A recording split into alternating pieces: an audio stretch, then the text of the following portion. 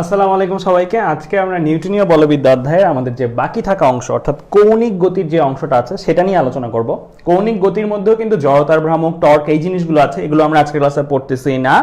আজকের ক্লাসে আমরা স্পেশালি আমাদের যে কেন্দ্রমুখী বল আছে, রাস্তার ব্যাংকিং আছে, এই জিনিসগুলো নিয়ে আলোচনা করতেছি এবং আজকের ক্লাসটা অনেক ইম্পর্টেন্ট একটা ক্লাস হতে যাচ্ছে।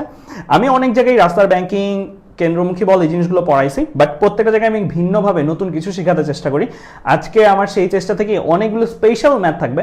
হতে পারে এমন অনেকগুলো ম্যাথ আজকে তোমরা করবা যে তোমরা জানতাও না এটা কেন্দ্রমুখী বলের দিয়ে করা সম্ভব এবং কেন্দ্রমুখী বল দিয়ে অ্যাকচুয়ালি এটা সলভ করতে হয়। সো এই টাইপের কিছু ম্যাথ প্রবলেমও থাকবে যেটা একাধারে বুয়েট অ্যাডমিশন টেস্ট, এইচএসসি-তেও তোমাদের এই টপিকটা আছে, খুবই ইম্পর্টেন্ট হতে যাচ্ছে। ঠিক আছে, সো আজকের ক্লাসটা বোথ এইচএসসি অ্যান্ড অ্যাডমিশন দুইটার জন্যই খুবই বেশি ইম্পর্টেন্ট। এমনও হতে পারে আজকের এই ক্লাসটা থেকে তোমাদের যে বুয়েট এক্সামটা হবে সেখানে 10 মার্কস অ্যান্ড যে এইচএসসি এক্সাম হবে সেখানে 10 মার্কস চলে আসতে পারে। ঠিক আছে, সো আজকের ক্লাসটার গুরুত্ব অন্য অনেক ক্লাসের গুরুত্বের চেয়ে অনেক বেশি। কেন? কারণ আমরা দেখো টোটালি হয়তো আমাদের 120-130টা ক্লাস লাগবে, 120-130টা ক্লাসে আমরা টোটাল 200 মার্কস আনবো। বাট এই ক্ষেত্রে একটা ক্লাসেই যদি 10 মার্কস চলে আসে তাহলে এটা কিন্তু মানে lucky class, right? Okay fine, তাহলে চলো আজকের ক্লাসটা আমরা শুরু করি। তোমরা আশা করি সবকিছু ঠিকঠাক মতো শুনতে পাচ্ছ। একটু জাস্ট কমেন্টে জানাই দাও যে আমার ভয়েস ঠিক মতো শোনা যাচ্ছে কিনা, আমি একটু শুনে নিই। হ্যাঁ, আমার এখানে ঠিকঠাক মতো শোনা যাচ্ছে। তো তোমরা একটু জানাই দাও সবকিছু ক্লিয়ার কিনা, একটু দ্রুত জানাই দাও ভাইয়াকে সবকিছু ক্লিয়ার কিনা। সবকিছু শোনা যাচ্ছে? হ্যাঁ, মশিউর রহমান বলছে শোনা যায় ভাই। ওকে ফাইন, তাহলে চলো আমরা মাহিব খান বলছে সাউন্ড লো তো হওয়ার কথা না, সব ক্লিয়ার থাকার কথা।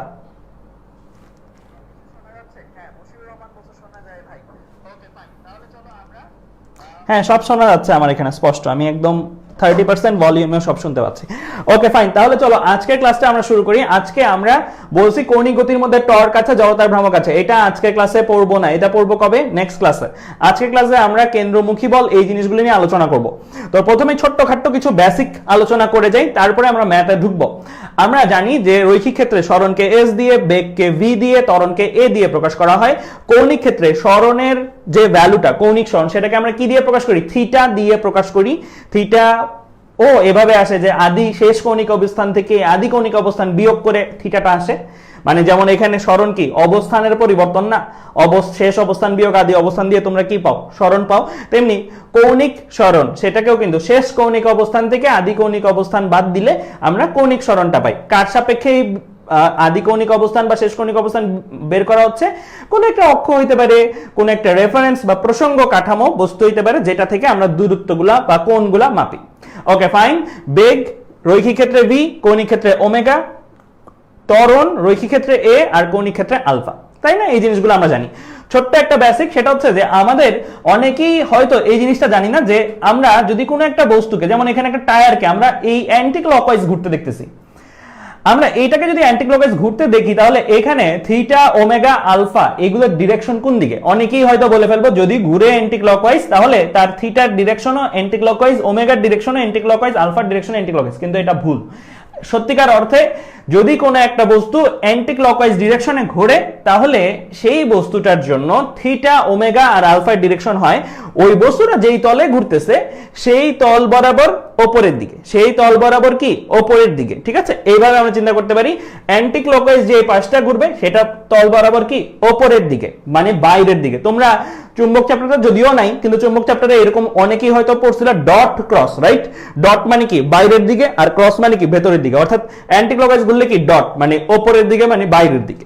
ওকে ফাইন, সো এইটা কি কাজ করে? যেই তলে ঘুরে সেই তল বরাবর না, সেই তলের লম্ব বরাবর। কেমন?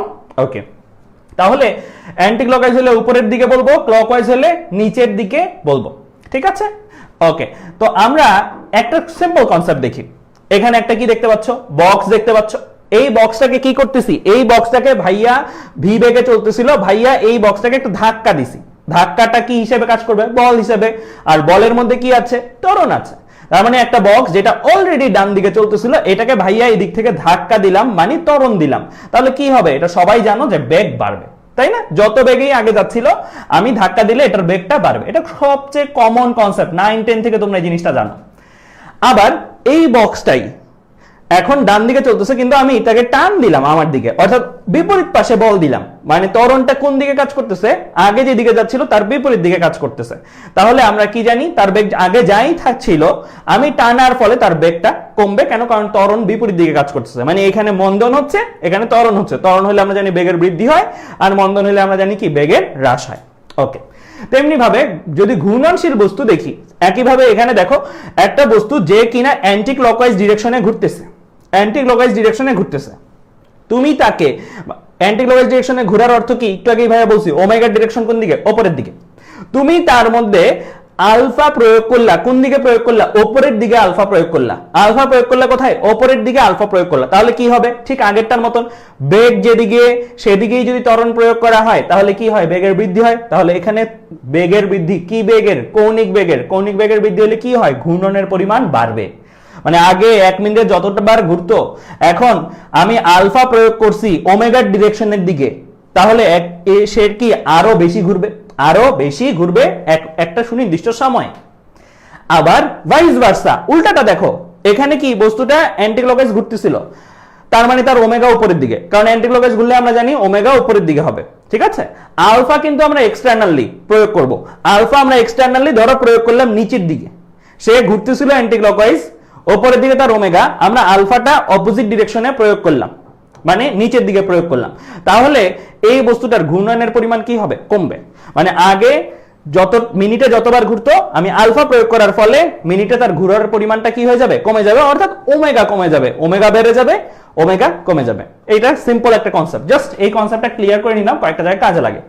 দেন এই কনসেপ্টটা, এটা নিয়েও কিন্তু আমরা গতিবিদ্যা অধ্যায়েও আমি নিজেই এই জিনিসটা তোমাদেরকে দেখাইছি।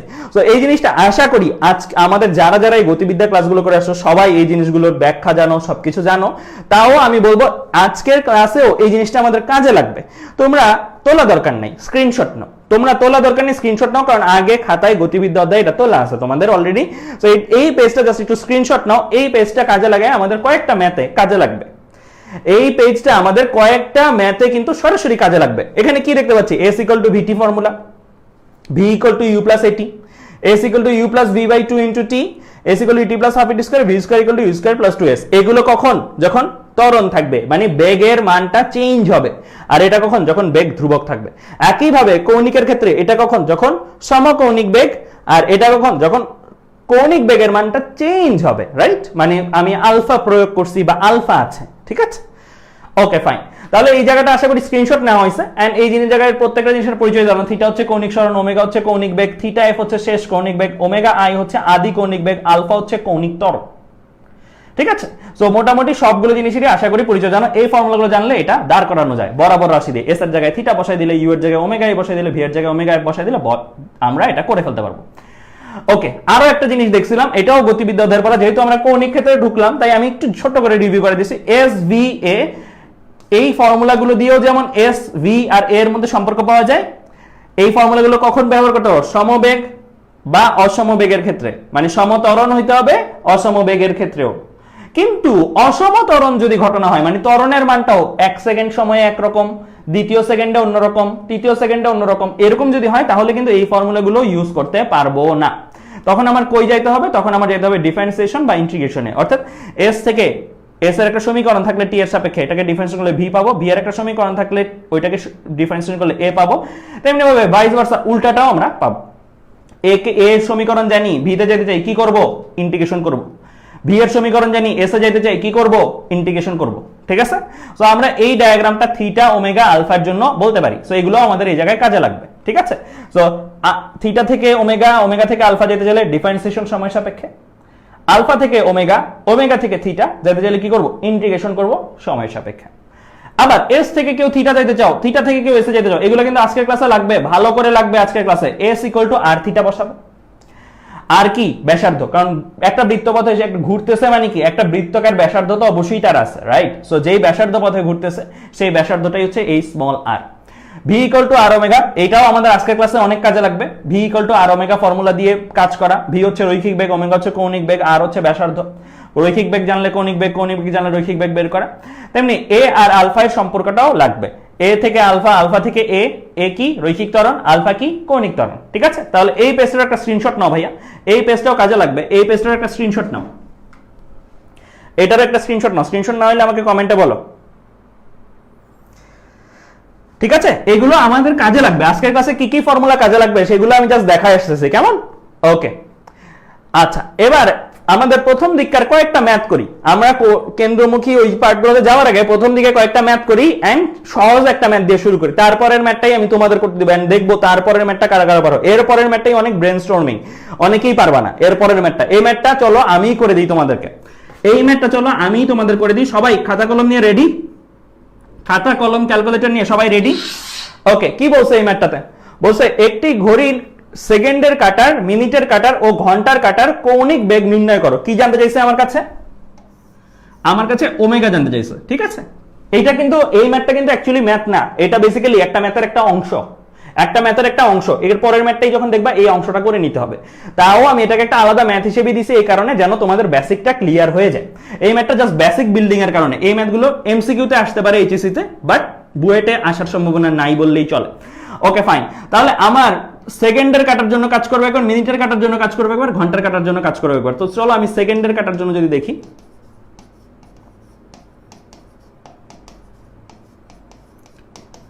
সেকেন্ডের কাটার ক্ষেত্রে আমি ফর্মুলা তো আমার একটাই, সেটা হচ্ছে কি ওমেগা ইকুয়াল টু, আমরা কি জানি 2 পাই বাই ক্যাপিটাল টি, একটা ফর্মুলা জানি না সবাই? পূর্ণ ঘূর্ণন সংগঠিত হইলে, যে পূর্ণ ঘূর্ণন পুরাটা ঘুরলে কত কোণ ঘোরা হয়? 2 পাই রেডিয়ান ঘোরা হয়, 2 পাই রেডিয়ান পরিমাণ ঘোরা হয়, অথবা বলতে পারো 360 ডিগ্রি, আমরা সাধারণত রেডিয়ানে হিসাব করব, তো 2 পাই রেডিয়ান ঘোরা হয়। আর সেকেন্ডের কাটা তোমাদের সবার হাতে এরকম ঘড়ি থাকতে পারে বা বাসায় দেয়ালে ঘড়ি থাকতে পারে, তো তোমরা একটু দেখো সেকেন্ডের কাটাটা একটা জায়গা থেকে ঘুরে আরেকটা জায়গায় আসতে, আবার সেই একই জায়গায় আসতে কত সময় নেয়? সে 60 সেকেন্ডে পুরাটা ঘুরে না? 60 সেকেন্ডে পুরাটা ঘুরে। তাহলে আমি এখানে বসাইতাম হচ্ছে ক্যাপিটাল টি, মানে পর্যায়কাল, মানে একটা পূর্ণ ঘূর্ণন দিতে সে কত সময় নেয়, ঘুরছে কত কোণ 2 পাই রেডিয়ান কোণ, আর ঘুরতে পুরাটা ঘুরতে কত সময় নেয় সেটাকে বলা হয় পর্যায়কাল বা টি। তাহলে আমি 2 পাই বাই ক্যাপিটাল টি দিয়ে পাবো কি? ওমেগা, কারণ ওমেগা হচ্ছে কৌণিক বেগ, কৌণিক সরণ বাই সময়, কৌণিক সরণ হচ্ছে 2 পাই আর সময় হচ্ছে কত? পর্যায়কাল সমান সময়। তাহলে আমি এখানে বসাই দিব 2 পাই বাই 60। তাহলে এখানে ভ্যালু হিসাব করে তোমার যত আছে, এখানে তোমার পাই বাই 30 হিসাব করে দেখো কত আছে, যত আসবে 0.105 বা যত আসবে তত রেডিয়ান পার সেকেন্ডের। এককটার মধ্যে খেয়াল রাখবে, একটা সময় বসাইছে কিসে? সেকেন্ডে, তাহলে এখানে আসবে কি? Per second. এটা বসাইছে কি? রেডিয়ানে, তাহলে এটা আসবে কি? রেডিয়ান। এন্ড 360 বসালে এটা আসছে কি? ডিগ্রি। ঠিক আছে, ওকে ফাইন। সেকেন্ডের কাটা গেল, এবার মিনিটের কাটা।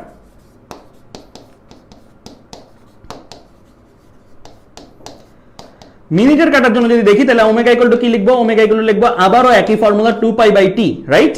এখন আমি সময়টাকে, আমি উপরে তো বসাইছি রেডিয়ানে, নিচের সময়টা, আমাদের মিনিটের কাটাটা দেখি, সবাই সবার বাসার বা দেয়ালের বা হাতের ঘড়ির দিকে তাকাই। মিনিটের কাটাটা তুমি চিন্তা করো পুরাটা ঘুরে আসতে কত সময় নেয়? পুরাটা ঘুরে আসতে কি সে 60 মিনিট সময় নেয়। আমরা এখানে 60 লিখলে আমার নিচে বসানো হচ্ছে কি? মিনিট একক। আমি যদি রেডিয়ান পার সেকেন্ড এককে চাই, মানে এসআই এককে চাই, তাহলে আমি কি করব? 60 গুণন 60 দিব এখানে, তাই না? কিসে নিয়ে নিলাম? মিনিটের কাটা একবার ঘুরে আসতে সময় নেয় 60 মিনিট, অথবা এটাকে সেকেন্ডে নেয় 60 গুণ 60, তাহলে 3600 সেকেন্ড। তাহলে উপরে থাকবে 2 পাই, তাহলে 2 পাই বাই 3600, এটা যদি আমরা হিসাব করি তাহলে আসে কত? পাই বাই 3600, 1800 হবে। এটা ভগ্নাংশ বসায় দেখো দশমিকে কত আছে? 1.75 ইন 10 ইনভার্স 3 এরকম কিছু একটা আসতে পারে। সো আমার এটা কত? Radian per second. কেমন? ওকে, তাহলে এই দুইটা গেল। এবার এসে ঘন্টার কাটা।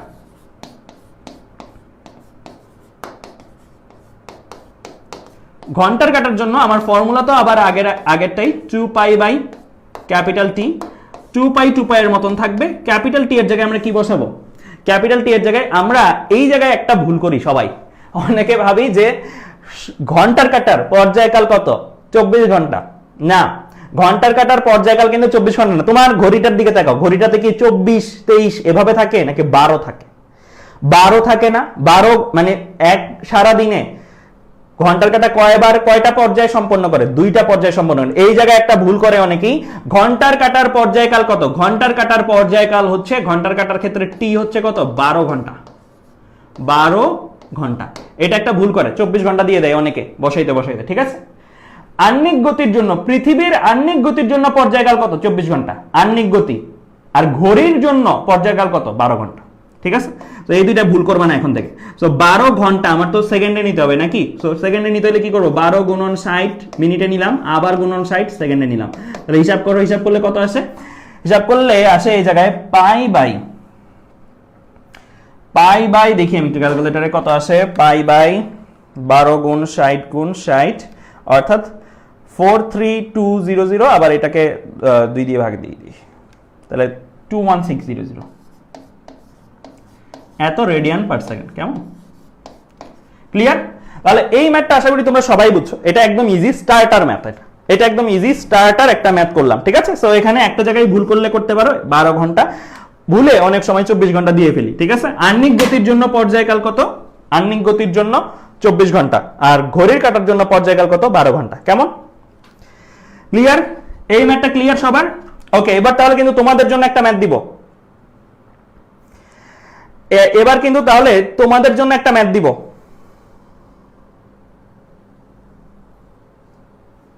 তাহলে আমরা এই ম্যাথটা দেখলাম, সো এই ম্যাথটা আমরা দেখলাম, সবাই আশা করি ক্লিয়ার। 12 ঘন্টা, এটা খেয়াল রাখো। টাইপ ভার্সনে কারো কোনো কনফিউশন আছে? সব কিছু সুন্দর করে লেখা আছে, কোনো কনফিউশন না থাকার কথা না কারো। এবার তাহলে তোমাদের জন্য একটা ম্যাথ দেখি কারা কারা আসো এই ম্যাথগুলা পারো। এই ম্যাথটা দেখি কারা কারা সলভ করতে পারো। এই ম্যাথটা দেখি কারা কারা সলভ করতে পারো। এই ম্যাথটা সহজ হইলেও একটু ট্রিকি আছে।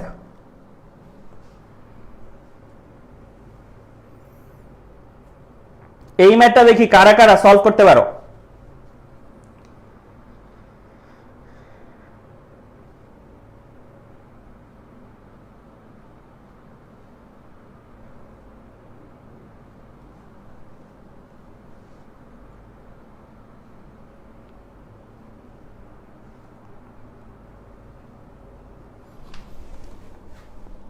এটা কিন্তু তোমাদের পেরে ফেলা উচিত। তোমাদের মধ্যে একদম শেষ মুহূর্তে আসো, তোমাদের আর 5-6 মাস পরে, আর 1 মাস পরে হচ্ছে পরীক্ষা, এইচএসসি পরীক্ষা, আর 5 মাস পরে হচ্ছে বুয়েট পরীক্ষা। সো তোমাদের কিন্তু সময় আর এমন নাই যে খুব বেশি নতুন করে শেখার সুযোগ আছে। সো অনেকগুলো ম্যাথ তোমাদের পারা উচিত। একটা বা দুইটা না পারতে পারো আমাদের এই জায়গায়, ওই একটা বা দুইটা আমাদের থেকে শিখবা।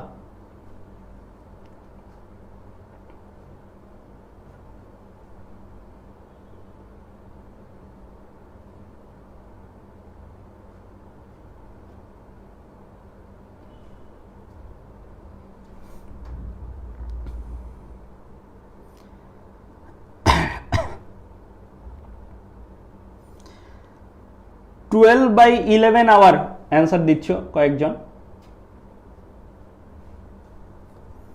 3900 সেকেন্ড মেহেদি হাসান ইমন বলছো, অমি বলছো 12/11, ফারজানা বলছো 12/11, আলামিন 1 ঘন্টা 15 মিনিট, মাহতাব আলবি 6 ঘন্টা, এক্সপ্রেসিভ আমি 12/11, মশিউর রহমান 65 মিনিট, তুরজয় দেবনাথ 1 ঘন্টা 5 মিনিট, সাদিয়া শারমিন 12/11, বিপ্র চৌধুরী 65.45 মিনিট, একজন আবার অ্যান্সার দিচ্ছে 1 মিনিট। ওকে, চলো এই ম্যাথটা আমরা দেখি। এই ম্যাথটার মধ্যে অ্যাকচুয়ালি একটা ব্যাপার অনেকেই ভাবতে পারো, আচ্ছা ভাইয়া 1 ঘন্টা পরপরই তো এটা হওয়া উচিত, 1 ঘন্টা পরপরই এটা হওয়া উচিত কেন? কারণ এই যে 2টা 10 থেকে 3টা 15 যখন যাচ্ছি, 2টা 10 থেকে 3টা 15 মুখে মুখে বলতে পারো যে হ্যাঁ 1 ঘন্টা 5 মিনিট হওয়া উচিত, ঠিক আছে? 2টা 10 বাজে, ঘড়ির কাঁটা আর মিনিটের কাঁটা একসাথে আছে, 3টা 15 আবার একসাথে আসবে, স্বাভাবিকভাবে এটাই তো মনে হওয়া উচিত, তাই না? কিন্তু এটা লিখলে 1 ঘন্টা 5 মিনিট লিখলে তুমি অ্যাকুরেট অ্যান্সারটা লিখলে না। আসলে কারণটা কি একটু চিন্তা করে দেখো তো। তোমরা তোমাদের যে ঘড়িগুলো আছে, সাপোজ যে কোনো ঘড়ি, এই যে এখানে 12 লেখা, ঘন্টার কাঁটাটা বরাবর 12তে আসে, ফাইন। আবার যখন তোমার ধরো 2টা বাজতেছে, 2টা যখন বাজতেছে, আমি এদিকেই নতুন করে একটা ঘড়ি আঁকায় দেখাই, এটা ধরো 12, এটা ধরো 2, এটা ধরো ঘন্টার কাঁটাটা, ঘন্টার কাঁটাটা আমি লাল দিয়ে আঁকি, কেমন? ঘন্টার কাঁটাটা আমি লাল দিয়ে আঁকলাম, ওকে? একটু চিন্তা করে দেখো, এই যে ঘন্টার কাঁটাটা আমি আঁকলাম, এই ঘন্টার কাঁটাটা কখন বরাবর 2 এর কাছে থাকবে, মানে বরাবর 2 বরাবর কখন থাকবে এই ঘন্টার কাঁটাটা? যখন মিনিটের কাঁটা, মিনিটের কাঁটা ধরো সবুজ দিয়ে আঁকলাম, মিনিটের কাঁটাটা কোথায় থাকবে? একদম বরাবর 12তে থাকবে, তখনই তো ঘন্টার কাঁটাটা কি বরাবর 2তে আছে। খেয়াল করে দেখো, এই মিনিটের কাঁটাটা তো এইদিকে থাকবে না, মিনিটের কাঁটাটা কি এইদিকে মুভ করবে না? এদিকে মুভ করবে। 2টা 10 বাজতে চাইলে একটু এদিকে মুভ করবে না? একটু এদিকে মুভ করবে। একটু এদিকে মুভ করলে এই সবুজটা কই চলে আসবে? একটু এদিকে আসবে, একটু এদিকে আসবে। আর খেয়াল করে দেখো, এই যে এতক্ষণ এই যে মিনিটের কাটা এখান থেকে মিনিটের কাটা যখন এই জায়গায় আসছে, ঘন্টার কাটা কি চুপ করে বসে থাকবে? অবশ্যই না। কিছু হইলেও সে সামনে যাবে না, কিছু হইলেও সে সামনে যাবে। তার মানে দাঁড়াবে কি? তার মানে দাঁড়াবে হচ্ছে ঘন্টার কাটাটা তোমার একটু হইলেও ডানে সরে যাবে। আমি অনেকটা সরাই দিছি, কিন্তু এতটা সরবে না, বাট একটু হইলেও নিচে নেমে যাবে। মানে বরাবর দুই বরাবর না থেকে একটু হইলেও নিচে নেমে যাবে, কারণ এই মোমেন্টটাতে। আর ততক্ষণে মিনিটের কাটাটা কি তার উপরে আসবে। কেমন? এবার আসি 3টার জন্য। এবার ধরো আসি আমি 3টা বাজার জন্য। কেমন? এবার আমি আসি 3টা বাজার জন্য। ধরো এইটা হচ্ছে আমার 3। খেয়াল করে দেখো, তার মানে বোঝা গেল বরাবর 2টা 10-এ কিন্তু ঘন্টার কাটা আর মিনিটের কাটা একজন আরেকজনের উপরে নাই, একটু এদিকে, তাই না? একটু কি তারা বাঁকায় আছে, রাইট? বরাবর কিন্তু 2টা 10-এ ঘন্টার কাটা আর মিনিটের কাটা বরাবর উপরে নাই, একটু নিচে। 2টা 11 হইতে পারে, 2টা 12 হইতে পারে, একটা সামথিং টাইম হইতে পারে, ঠিক আছে? ওইটাই আমরা বের করবো অ্যাকচুয়ালি। আর 3টার ক্ষেত্রেও কিন্তু সেই কথাটাই সত্য। যখন ঘড়ির ঘন্টার কাটাটা 3-এর বরাবর, তখন আমার মিনিটের কাটাটা কোথায়? তখন আমার মিনিটের কাটাটা 12-এর বরাবর। কিন্তু আমার যখন এই মিনিটের কাটাটা নামবে, কার গায়ে নামবে? এই 3-এর গায়ে নামবে, তখন এই ঘন্টার কাটাটাও একটু নিচে নেমে যাবে, আর মিনিটের কাটাটাও কি একটু এদিকে নেমে যাবে, রাইট? মিনিটের কাটাটাও কি একটু এদিকে নেমে আসবে, তাই না? তাহলে খেয়াল করে দেখো 3টা 15তেই কিন্তু একজন আরেকজনের উপরে নেই, একটু ফ্র্যাকশন সেকেন্ড হইলেও কি তারা আগে পরে আসে, তাই তো? তাহলে এই জায়গায় যদি একদম পারফেক্টলি ক্যালকুলেশন করতে চাই, তাহলে আমাদের একটা শর্ততে আসতে হবে। সেটা হচ্ছে, খেয়াল করে দেখো,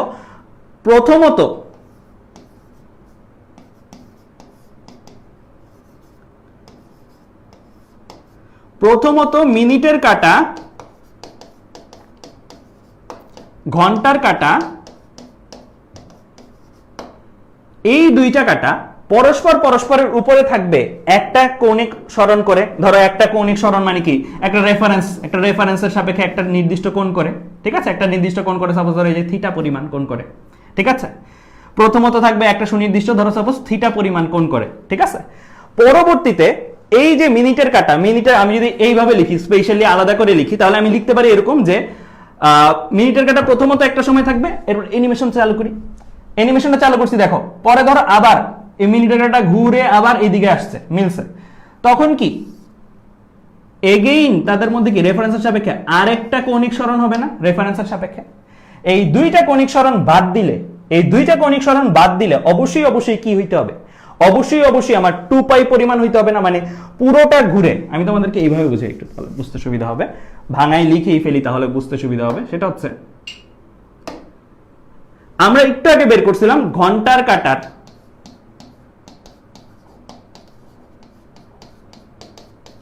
ওমেগা, বের করছিলাম। ওমেগা কি ছিল? 2π/T।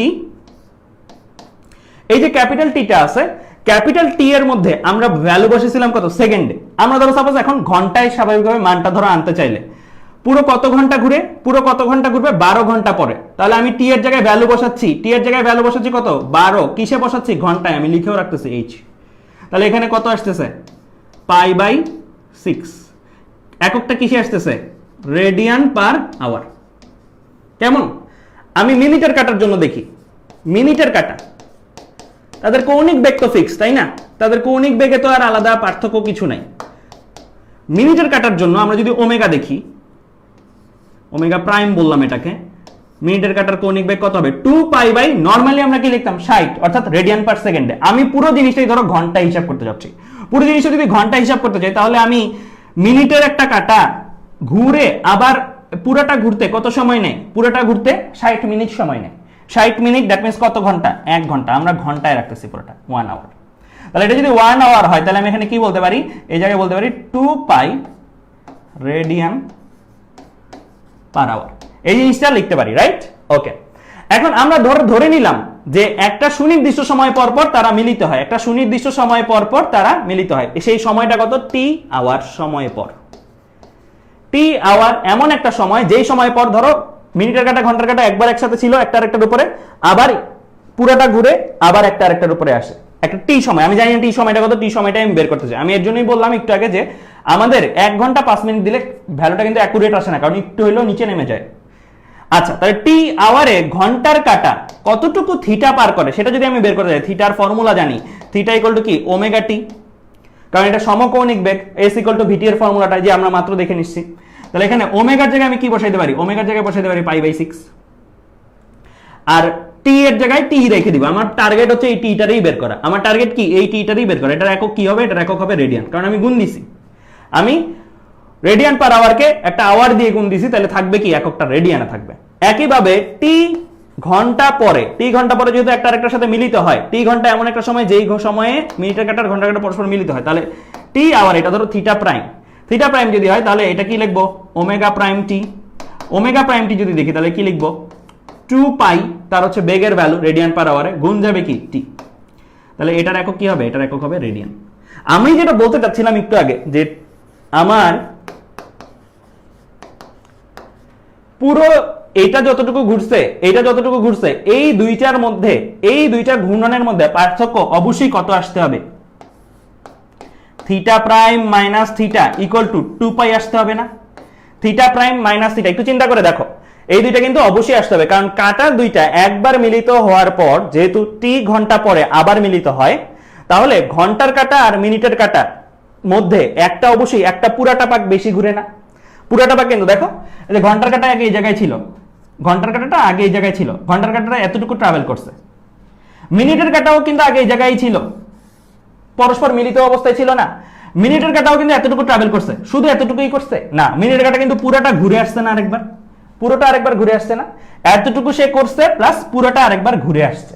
তাহলে এই দুটো যদি বাদ দাও তুমি, এই দুইটা বাদ দিলে তুমি কি পাবা, এই যে তুমি অ্যাকচুয়ালি করছো কি, যে এইটা আর এটা, এই দুটো যদি বাদ দাও, বাদ দিলে তুমি কি পাবা, বাদ দিলে তুমি অবশ্যই এই জায়গায় 2 পাই পরিমাণ ডিসটেন্স পাবা, কারণ একটা পুরা পাক বেশি ঘুরে কে, মিনিটের কাটাটা কি ঘন্টার কাটার চেয়ে একটা ফুল রেডিয়াস বেশি ঘুরে না, বেশি ঘুরে।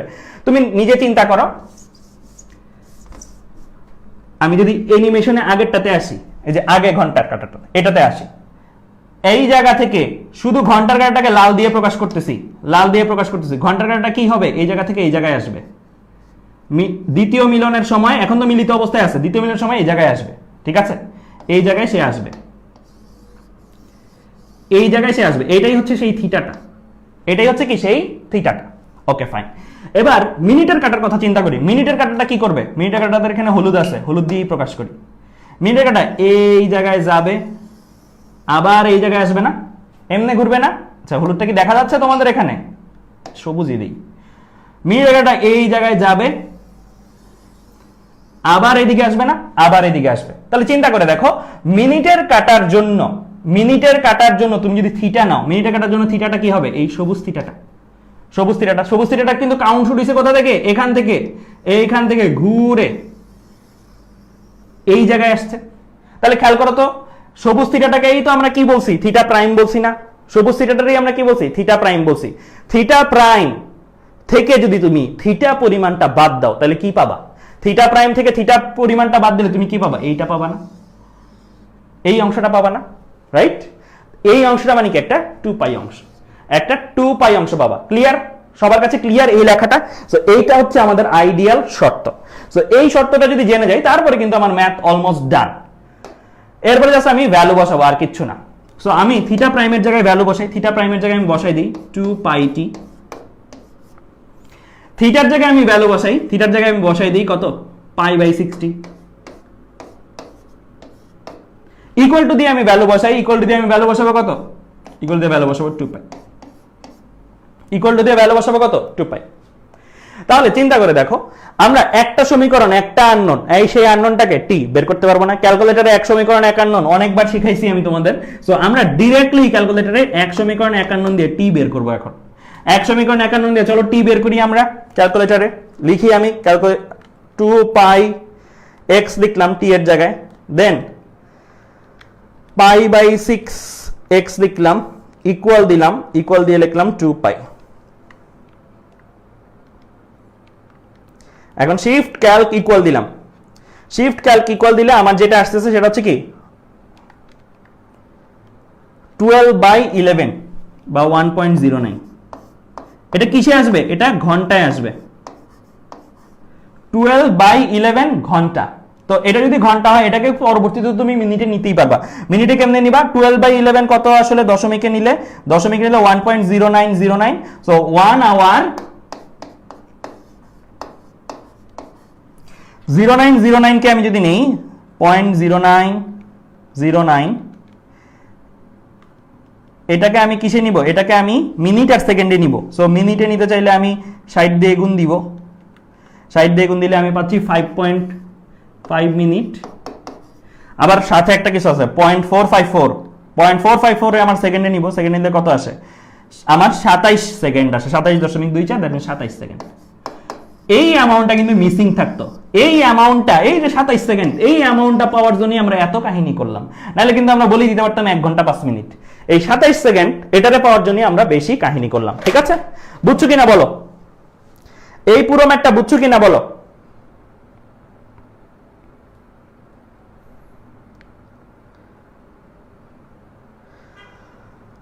পুরো ব্যাপারটা বুঝছো কিনা বলো? আমাদের এই 27 সেকেন্ড পাওয়ার জন্যই এত কাহিনী। 27 সেকেন্ড ছাড়া কিন্তু এই ম্যাথটা মুখে মুখেই আমরা জানি 2:10 থেকে 3:15, 1 ঘন্টা 5 মিনিট, তাই না? কিন্তু আমরা 27 সেকেন্ড ওই এক্সট্রা পোর্শনটা পাইতাম না। কেন? কারণ এক বরাবর 3:15তেই যে ঘড়ির কাঁটার, সেকেন্ডের কাঁটার, মিনিটের কাঁটার, ঘন্টার কাঁটার উপরে থাকবে তা না, একটু নিচে থাকে।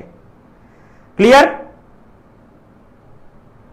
আচ্ছা 2 পাইটা আবার বলেন বলতেছে, 2 পাইটা আবার বলেন। ওকে ফাইন, 2 পাইটা আমরা আবার বলতেছি। 2 পাই এর ব্যাপারটা জাস্ট আবার বলছি। হিসাব আশা করি ক্লিয়ার, হিসাবে আশা করি সমস্যা নাই।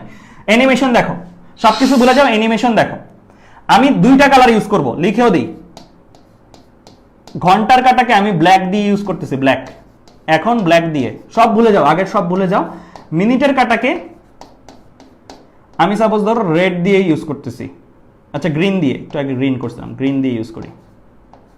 ঠিক আছে, জাস্ট তুমি এটা দেখো যে মিনিটের কাঁটা আর ঘন্টার কাঁটার কি বেগ তো আছে, একটা সুনির্দিষ্ট বেগ তো আছে।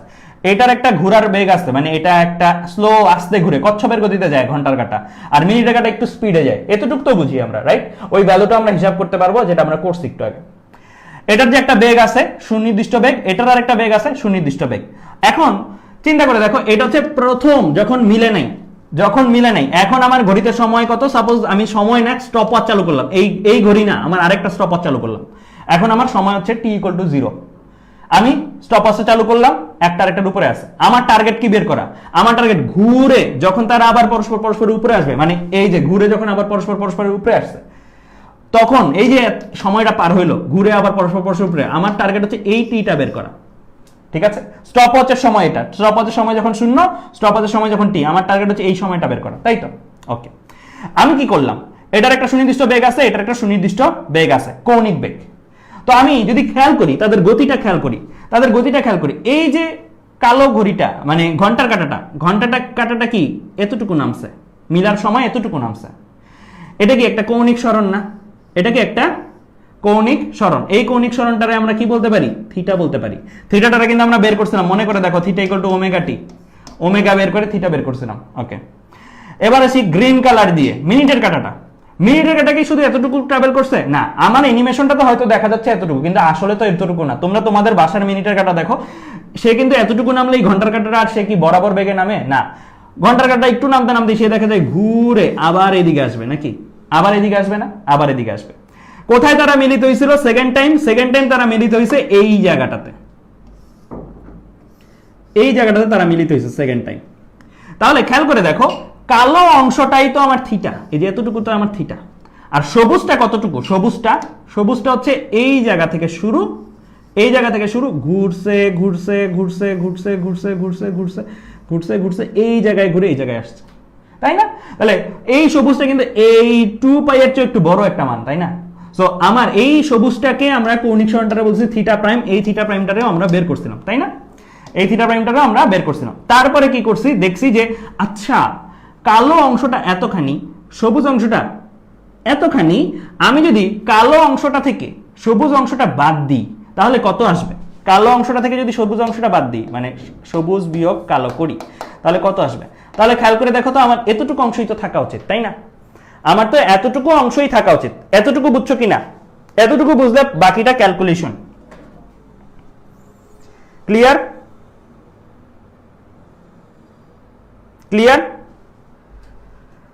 ঠিক আছে, তাহলে এই দেখো বাদ পড়ে গেল কি, এই যে এই অংশটা বাদ পড়ে গেল, তো এখান থেকে যাত্রা শুরু, ঘুরে এই জায়গা হয়ে এই জায়গায়, তাই না? তো তুমি বাদ দিয়ে দিচ্ছ কি, এই পুরোটা থেকে এই অংশটা বাদ দিয়ে দিচ্ছ, এই অংশটা বাদ দিয়ে দিলে থাকবে কি, এই জায়গা থেকে শুরু, এই জায়গায় এসে শেষ, এই অংশটা বাদ পড়ে গেল, এই যে কালো আর সবুজ যেটা ওভারল্যাপ করছিল ওটা বাদ পড়ে গেল, এটা থেকে শুরু, এই জায়গায় আরো নামতো, এই অংশটা বাদ পড়ে গেছে, এই যে বাদ পড়ে গেছে, এটা থেকে এই অংশটা বাদ পড়ে গেছে, বাদ পড়ে গেলে কি, এই জায়গায় শুরু, এই জায়গায় শেষ, মানে কি পুরো একটা চক্র, পুরো একটা চক্র মানে কতক্ষণ, 2π, পুরো একটা চক্র মানে কতক্ষণ, 2π, ঠিক আছে? ওকে, আশা করি এই জায়গাটা তোমরা বুঝতে পারছো। এবার চলো আমরা সামনের দিকে আগাই, তাহলে এটা টাইপ ভার্সনটা দেখি। তাহলে আমরা প্রথমে কি করছি, ঘন্টার কাটার জন্য ওমেগা বের করছি, ঘন্টার কাটার জন্য থিটা বের করছি যদি টি সময় পরে মিলিত হয়, মিনিটের কাটার জন্য ওমেগা বের করছি, মিনিটের কাটার জন্য থিটা বের করছি যদি টি সময় পরে মিলিত হয়। আমরা কিন্তু এককগুলো সেম রাখছি, এককগুলো কিন্তু একটা রেডিয়ান পার আওয়ার একটা রেডিয়ান পার সেকেন্ড রাখলে হবে না, দুইটাতেই একই এককে রাখতে হবে, যেটাতেই রাখো সেকেন্ডে রাখতে পারো, দুইটাতে সেম এককে রাখবা।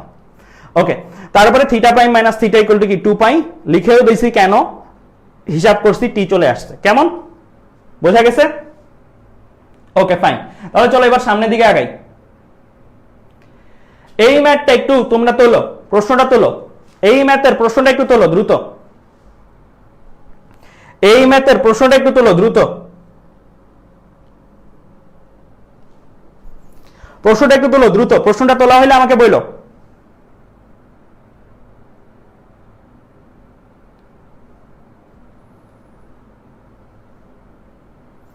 প্রশ্নটা একটু তোলো।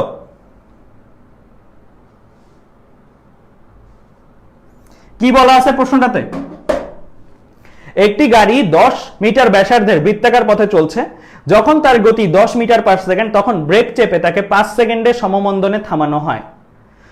ওই সময়ে অর্থাৎ ব্রেক চাপার পর থামা পর্যন্ত তার কৌণিক সরণ কত? তাহলে খেয়াল করে দেখো, একটা গাড়ি 10 মিটার ব্যাসার্ধের বৃত্তাকার পথে চলতেছিল, ভালো কথা, যখন তার গতি 10 মিটার পার সেকেন্ড, তখন ব্রেক চেপে তাকে 5 সেকেন্ড সমমন্দনে থামানো হয়েছে। ওই সময় অর্থাৎ ব্রেক চাপার পর থামা পর্যন্ত তার কৌণিক সরণ কত? তাহলে আমরা যদি একটু চিন্তা করি, একটা বৃত্তাকার পথ চিন্তা করি, দাঁড়াও,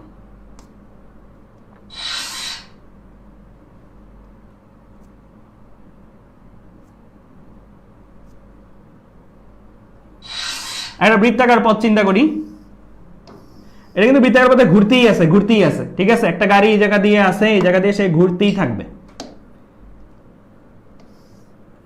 এই মুহূর্তটাতে, এই যে ঘুরার এই মুহূর্তটাতে তার ধরো বেগ হচ্ছে কত, কি বেগ, এটা রৈখিক বেগ, ভি ইকুয়াল টু কত, 10 মিটার পার সেকেন্ড। বলছে যে তুমি তাকে 5 সেকেন্ডে থামাইছো, মানে 5 সেকেন্ডের মধ্যে সে এরকম ঘূর্ণনরত অবস্থাতেই কিন্তু থামবে, মানে ঘুরতে ঘুরতেই থামবে। এই জায়গায় এসে তার ধরো বেগ থামে গেছে, ভি ইকুয়াল টু 0 হয়ে গেছে। ভি 0 হয়ে যাওয়া মানে এই টাইমে তার কি ওমেগাও 0 হয়ে যাওয়া, থামে গেছে যেহেতু, তাই না? তাহলে এই টাইমটাতে সে থেমে গেছে। তোমার কাছে জানতে চাইছে এই যে এই সময়টা কত সেকেন্ড, 5 সেকেন্ডে। তোমার কাছে জানতে চাইছে যে তার কৌণিক সরণ কত, মানে সহজ কথায় আমি যদি রেড কালার দিয়ে দেখাই, সহজ কথায় তোমার কাছে জানতে চাইছে এই যে এইটা কত, একটা রেফারেন্স ফ্রেমের সাপেক্ষে তো ঘুরতেছে সে, এই মানটা কত, এই মানটা কত, এটা হচ্ছে তোমার কাছে জানতে চাওয়া বিষয়। ওকে ফাইন, তাহলে এটা কিভাবে করতে পারি আমরা এই মুহূর্তটাতেও তো তার একটা কি আছে, এই মুহূর্তটাতেও তার একটা কি আছে, ওমেগা আছে, এটাকে বলতে পারি ওমেগা নট বা ওমেগা আই, আদি ওমেগা, রাইট? এটা বের করতে পারি। তো আগে চলো ওমেগা নট যদি আমরা বের করতে চাই, তাহলে ওমেগা ভি আর ওমেগার মধ্যে সম্পর্ক কি শিখাইছি ভাইয়া, ভি ইকুয়াল টু ওমেগা আর শিখাইছি, তাহলে ওমেগা নট ইকুয়াল টু কি লিখতে পারি, ওমেগা নট ইকুয়াল টু কি লিখতে পারি, আদি ভি বাই আর, তাই না? সো আদি ভি বাই আর, আদি ভি কত আমি জানি 10, আর কত, আর হচ্ছে 10 দেওয়া আছে, ঠিক আছে? তাহলে আমি বসাই দিলে এখানে থাকে কত, এখানে থাকে হচ্ছে 1, এখানে থাকে কত 1, এককটা কি হবে, সব এসআই এককে বসানো, তাহলে এটাও এসআই এককে রেডিয়ান পার সেকেন্ড। আমার শেষ কৌণিক বেগ কত, ওমেগা 0, থাইমে গেছে যেহেতু, এটা কত সময় পরে, এটা কত সময় পরে, 5 সেকেন্ড পরে, 5 সেকেন্ড পর, অর্থাৎ টি যদি 5 হয় তাহলে ওমেগা শেষ যেটা, শুধু ওমেগা দিয়েও লিখতে পারি বা ওমেগা এফ ও লিখতে পারি, 0। তাহলে এই জায়গাটা থেকে আমরা কি করতে পারি, আমরা থিটা বের করতে পারি না, ডিরেক্টলি করা যায় কিন্তু, যেহেতু কৌণিক ত্বরণে কমানো হয়েছে, তাই না? সমমন্দন, সমমন্দন। তাই আমি ডিরেক্টলি ওই যে আমাদের ফর্মুলাগুলো থেকে ওমেগা আই যোগ omega F, that means omega not যোগ ওমেগা ডিভাইডেড বাই 2 ইন্টু টি লিখে দিতে পারি না? লিখে দিতে পারি। লিখে দিয়ে চলো এখন হিসাবটা করি। ওমেগা নটের ভ্যালু কত? ওমেগা নটের ভ্যালু হচ্ছে আমার 1 প্লাস 0 ডিভাইডেড বাই 2 ইন্টু কত? ইন্টু কত সেকেন্ডে থামছে? 5। তাহলে 5 যদি দেই তাহলে আসে কত? আড়াই। তাহলে শেষ আমার ম্যাথ। সো আড়াই রেডিয়ান, ঠিক আছে? 2.5 রেডিয়ান। ক্লিয়ার? বুঝছো কিনা এই ম্যাথটা বলো? বুঝছো কিনা এই ম্যাথটা বলো?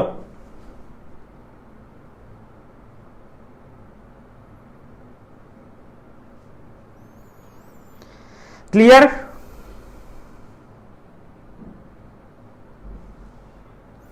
ওকে ফাইন, তাহলে সামনের দিকে আগাই।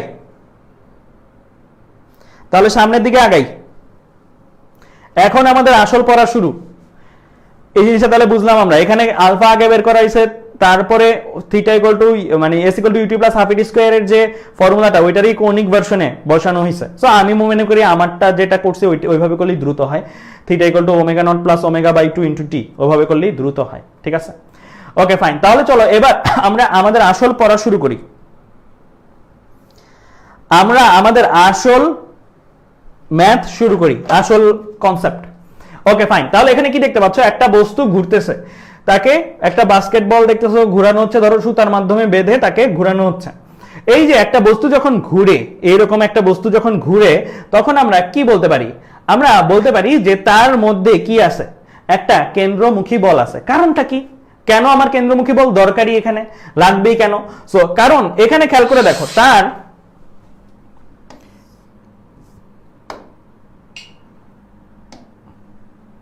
এই জায়গায় একটা কি ভি আছে। এই জায়গায় সে যখন আসবে তখন কি তার একটা ভি আছে। যদি ভি এর মান নাও চেঞ্জ হয়, কেন দরকার আমার কেন্দ্রমুখী বল? এখানে একটা ভি আছে, যদি ভি এর মান নাও চেঞ্জ হয় তাও একটা ত্বরণ দরকার। কেন ত্বরণ দরকার? কারণ খেয়াল করে দেখো তো, এই ভি আর এই ভি আর এই ভি, একটা ভি কে আমি পাশাপাশি আঁকলে একটা ভি এরকম, একটা ভি এরকম, একটা ভি এরকম। তো এই যে ভি গুলা ডিরেকশন কি পাল্টা যাচ্ছে না? এখানে যদি মান যদি সেম মানও হয়, 10ও হয়, 10 করেও হয়, এখানের ভিটা যদি 10 করেও হয়, তাও কিন্তু তার এখান থেকে যে এখানে আসছে, অবশ্যই এখানে কি আছে? একটা ত্বরণ কাজ করতে হবে, একটা ত্বরণ দরকার। ত্বরণ না থাকলে তার ডিরেকশন তো পাল্টাবে না। তার যেই দিকে বেঁকে যাচ্ছে সে, সেই দিকে একটা ত্বরণ তার জন্য অবশ্যই দরকার। যেই দিকে বেঁকে যাচ্ছে যে সে, সেদিকের জন্য তার ত্বরণ অবশ্যই দরকার। তাহলেই সে কি হয়? তাহলেই সে একটা সুনির্দিষ্ট মুহূর্ত পরে সে এই বরাবর যাত্রা করে, একটা সুনির্দিষ্ট মুহূর্ত করে সে এই বরাবর যাত্রা করে। মানে আস্তে আস্তে এটা হয়, এটা আস্তে আস্তে এই সবুজটার মাধ্যমে এটা হয়, আবার এটাও আস্তে আস্তে চেঞ্জ হবে। সো দেখা যায় প্রতি মুহূর্তে মুহূর্তে এই রকম সবুজগুলো হচ্ছে লব্ধি, প্রতি মুহূর্তে মুহূর্তে চেঞ্জ হয়ে হয়ে সে কি এই জায়গাগুলোতে গোল বৃত্তাকার পথ বরাবর ঘুরতে পারে। সো কেন্দ্রমুখী বল যদি থাকে তাহলে কিন্তু এই বেগের ডিরেকশন পাল্টানোটা সম্ভব হয়। এই কেন্দ্রমুখী বল বা কেন্দ্রমুখী ত্বরণের কাজ কি বেগের মান বৃদ্ধি হ্রাস করা? নো। এই ভি এর ভ্যালু 10ই রাখবে সে ভি এর মান বাড়াবে না, কমাবে না। যদি বাড়ে কমে ওইটা বাড়তেছে স্পর্শকীয় ত্বরণ। আরেকটা ত্বরণ আছে, তোমাদের গতিবিদ্যা অধ্যায় পড়েছি, সেটার কারণে। কেন্দ্রমুখী ত্বরণ শুধু ডিরেকশন পাল্টায়, মান চেঞ্জ করায় না। কেমন? ওকে ফাইন, তাহলে আমাদের বুঝলাম যে যদি কোনো একটা বস্তুকে ঘুরাইতে হয় তাহলে একটা কেন্দ্রমুখী ত্বরণ দরকার। মানে ত্বরণটা তো আসবে কোথা থেকে? একটা বল থেকে, কেন্দ্রমুখী বল থেকে। এখন এই কেন্দ্রমুখী বলটা কত ভাবে আসতে পারে, এটা নিয়ে আজকের ক্লাস। কেন্দ্রমুখী বলটা নিয়ে আজকের পুরোটা ক্লাস, কত ভাবে সে আসতে পারে। তো এখানে এই যে রৈখিক বেগ, এই রৈখিক বেগ যদি না থাকতো, এটা বলা হচ্ছে যে এই কোন কেন্দ্রমুখী বল যদি না থাকতো তাহলে দেখা যেত সে রৈখিক বেগ বরাবর ছিটকে গেছে। যদি ছিটকে যাওয়া রোধ করতে চাই তাহলে কি করণীয়? তাহলে তার মধ্যে একটা ত্বরণ লাগবে। এই ত্বরণটা হইলে কি হয়? এই যে দেখাচ্ছে এখানে সুন্দর করে অ্যানিমেশনের মধ্যে ত্বরণটা ধরো থাকলো, ত্বরণটা হইলে কি হয়? ত্বরণটা হইলে সে লব্ধি বেগের দিক বরাবর যেতে পারে, অর্থাৎ সে এইভাবে লব্ধি বেগের দিক বরাবর একটু একটু একটু করে আগে যাচ্ছে, প্রতি মুহূর্তেই এই জিনিসটা করতেছে। তারপরেই তার সারা বৃত্ত বরাবর ঘোরা সম্ভব হয়। কেন্দ্রমুখী ত্বরণ থাকার কারণেই তার সারা বৃত্ত বরাবর ঘোরা সম্ভব হয়। তাহলে আমরা এইখানে বুঝলাম যে আমাদের এই ঘটনাটার মধ্যে কেন্দ্রমুখী ত্বরণ আছে বলেই সে বৃত্তপথে ঘুরতে পারতেছে। এটা কিভাবে আমরা বুঝলাম? এটা আমরা বাইরে থেকে দাঁড়ায় বুঝলাম। এটা হচ্ছে আমি, তুমি, আমরা।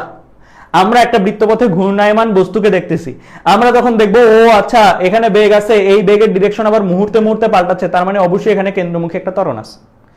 আমরা কিন্তু কেন্দ্র বিমুখী নামে কিছুই অস্তিত্ব ফিল করব না, কারণ আমরা কি অবজারভার, আউটসাইড ফ্রেমে আছি, অবজারভার, দেখব না। আমরা কি কখন তাহলে কেন্দ্র বিমুখী বল পাবো? কেন্দ্র বিমুখী বলটা তাহলে কখন পাবো?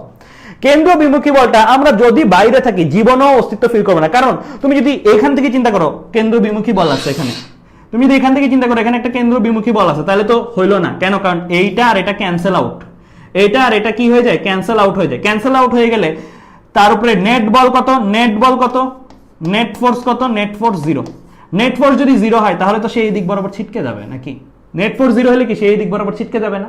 কারণ তার কোনো বাহ্যিক বল নাই। নিউটনের সূত্র, বাহ্যিক বল প্রয়োগ না করলে স্থির বস্তু স্থির থাকবে এবং গতিশীল বস্তু সরল রেখায় গতিশীল থাকবে না। এই যে সরল রেখা, এটা এই বরাবর গতিশীল হয়ে চলে যাবে, তাই না? তার মানে আমরা এই জায়গা থেকে দাঁড়ায় কখনোই কিন্তু তার কেন্দ্র বিমুখী বল আছে বলে বিশ্বাস করব না। কেন? কারণ এটা যদি হইতে হয় তাহলে সে তার ঘোরা সম্ভব না, তাহলে তার সরল পথে যাওয়া সম্ভব, তাহলে তার ঘোরা সম্ভব না, তার সরল পথে যাওয়া সম্ভব according to science, Newtonian science, right? আচ্ছা, তার মানে আমাদের সাপেক্ষে নিউটনিয়ান সায়েন্স অনুসারে কি নাই? বাইরের দিকে কোনো কেন্দ্র বিমুখী বল নাই। তাহলে কেন্দ্র বিমুখী বল যে শিখলাম এগুলো কি ভুল? না, এগুলোও ভুল না। তুমি যদি আমরা যদি এখানে না থেকে ধরো ছোটবেলায় শিশু পার্কের ইয়া থাকতো না, যে লাল পরি নীল পরি, একটা শিশু পার্কে ঘোড়া থাকতো, ঘোড়াগুলো উঠতো, ঘোড়াগুলো ঘুরতে থাকে, রাইট? বাচ্চারা চড়ে, একটা গান বাজতে থাকে লাল পরি নীল পরি সবাই মিলে, কি জানো ভুলে গেছি আমি। তো যাই হোক, তো আমরা যদি সাপোজ ধরো এই জায়গাটার মধ্যে এসে বসি, ওইটার উপরে যে এসে বসি, তাহলে কি হবে? তাহলে আমরা দেখবো যে আমরা ছিটকে পড়ে যেতেছি। ওই জায়গায় দাঁড়ায় থাকা যাবে? দাঁড়ায় থাকা যাবে না, কিন্তু ঘুরতে থাকবে ওইটা, তুমি ছিটকে পড়ে যাবা। তো ওইটাতে তুমি যদি ছিটকে পড়ে যাও, তাহলে দেখো খেয়াল করে, তখন কিন্তু তুমি কেন্দ্র বিমুখী বলটা ফিল করবা। তখন তুমি কি করবা? কেন্দ্র বিমুখী বলটা ফিল করবা। তাহলে বলতে পারো যে তাহলে আপনি যে বললেন ভাইয়া এখানে কেন্দ্র বিমুখী নাই, এইখানে যাওয়ার পরে কেন্দ্র বিমুখী আছে, তাহলে সত্যটা কোনটা? সত্য হচ্ছে দুইটাই সত্য। কারণ খেয়াল করে দেখো, আমরা এখান থেকে দেখতেছি সে ঘুরতেছে, আমরা এখান থেকে দাঁড়ায় দেখতেছি সে ঘুরতেছে, আর সে এখান থেকে দাঁড়ায় কি দেখতেছে জানো? আমরা সেখান থেকে দাঁড়ায় দেখছি সে এন্টিক্লকওয়াইজ এই পথে ঘুরতেছে। সে যে আমরা যখন উপরে উঠে গেলাম, আমরা যখন বাচ্চা হয়ে গেলাম, শিশু পার্কের ওই জায়গায় উঠলাম, তখন আমরা দেখবো যে আমরা স্থির আছি, আমাদের চারপাশে যে বাবা মা আছে, বাবা মারা উল্টা দিকে ঘুরতেছে। আমরা স্থির আছি, বাবা মারা উল্টা দিকে ঘুরতেছে। তাই তো ঘটে, ট্রেনে যখন তুমি যাও তখন কি দেখো? পরিবেশগুলো পিছনের দিকে যাচ্ছে। তোমার কাছে কি মনে হয়? আমি স্থির আছি। পৃথিবীতে আমরা আছি, পৃথিবী ঘুরতেছে, আমরা ফিল করি আমরা ঘুরতেছি না, আমরা ফিল করি আমরা স্থির আছি। পৃথিবীর চারপাশে যদি কোনো একটা জিনিসকে অনেকক্ষণ ধরে অবজার্ভ করা হয়, অনেকক্ষণ ধরে ট্র্যাক করা হয়, তখন মনে হয় ওইগুলোই পিছনে যাচ্ছে, রাইট? তো আমরা যে ঘুরতেছি এটা আমরা ফিল করি না। তো আমরা যখন এইটার উপরে থাকবো তখন আমরা কোনো ভি দেখবো না, তখন কোনো ভি দেখবো না, ভি থাকবে না। তো তখন আমাদের কাছে বাস্তব মনে হবে, হ্যাঁ আমি তো স্থিরই আছি, আর আমাকে স্থির রাখার জন্য এখানে একটা বল দরকার, এখানেও একটা বল দরকার, এখানে একটা বল আর এখানে একটা বল ক্যান্সেল আউট হয়ে গেলেই আমি এই জায়গায় স্থির। আমি আমাদেরকে স্থির হিসেবে চিন্তা করব। আমরা আমাদেরকে কি হিসেবে চিন্তা করব? স্থির হিসেবেই চিন্তা করব। এটা হচ্ছে আমাদের ভেতরের ফ্রেমের সাপেক্ষে। দ্যাট মিন্স ভেতরের ফ্রেমে যখন তুমি গেছো তখনই তুমি কি দেখবা? কেন্দ্র বিমুখী নামের একটা বলের অস্তিত্ব অনুভব করবা। কারণ তুমি তখন জাস্টিফাই করতে চেষ্টা করবা তুমি স্থির, এন্ড জাস্টিফাই করার জন্যই তোমার আসবে কি? কেন্দ্র বিমুখী বল। দ্যাট মিন্স এই বলটা বাস্তবে এক্সিস্ট করে না, তাই এটাকে নাম দেওয়া হয় কি? Pseudo force. এটাকে নাম দেওয়া হয় কি? Pseudo force. ঠিক আছে? সো কেন্দ্র বিমুখী বলের ব্যাপারটা বুঝছো? কেন্দ্র বিমুখী বল তাহলে এই বরাবর অবজার্ভ করা যাবে? যাবে না, এটার ভেতরে ওঠার পরে অবজার্ভ করা যাবে। ঠিক আছে? আর এই জায়গায় যখন থাকবো তখনই আমরা ভি দেখবো, এটার ভেতরে যখন যাব তখন আমরা ভি অনুভব করব না, তখন আমরা ভি অনুভব করব না। আমাদের প্রসঙ্গ কাঠামোতে আমরা যে বেগে চলতেছি ওইটা আমরা অনুভব করতে পারি না। ক্লিয়ার? এই জায়গাটা বুঝছো? ক্লিয়ার? এই জায়গাটা বুঝছো?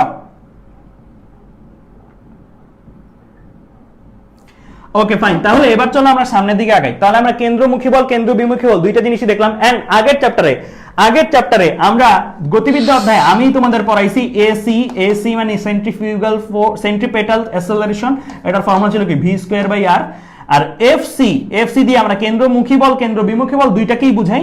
এই দুইটার ফর্মুলা হচ্ছে কি? F = কি? ma। তাহলে এটার সাথে কি গুণ দিব? একটা m গুণ দিব, তাহলে থাকবে কি? mv²r।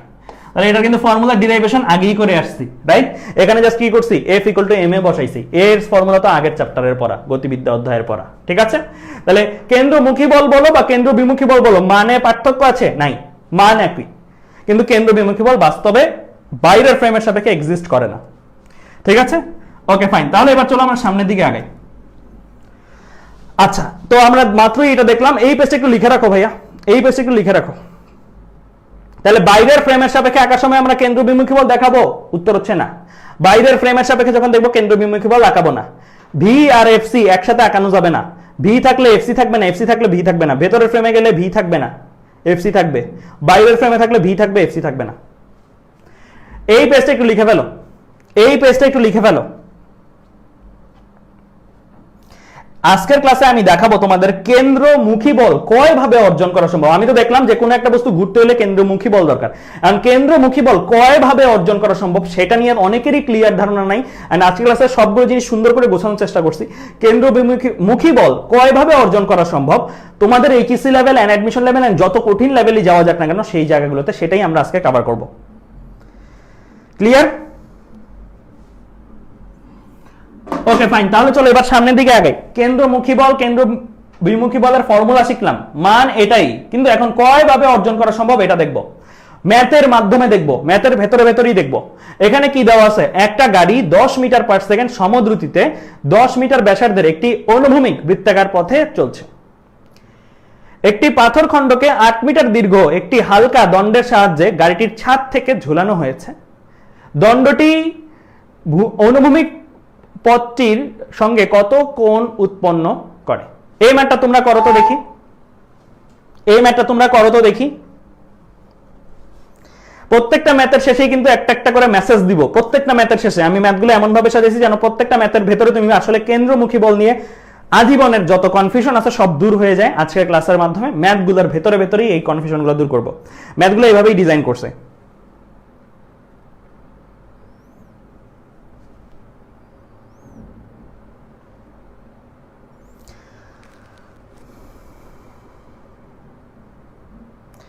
স্পার্কিং ইন্টারভাল প্রশ্ন করছো, ভাইয়া বৃত্তাকার পথে সুষম দ্রুতিতে চলার সময় কৌণিক বেগের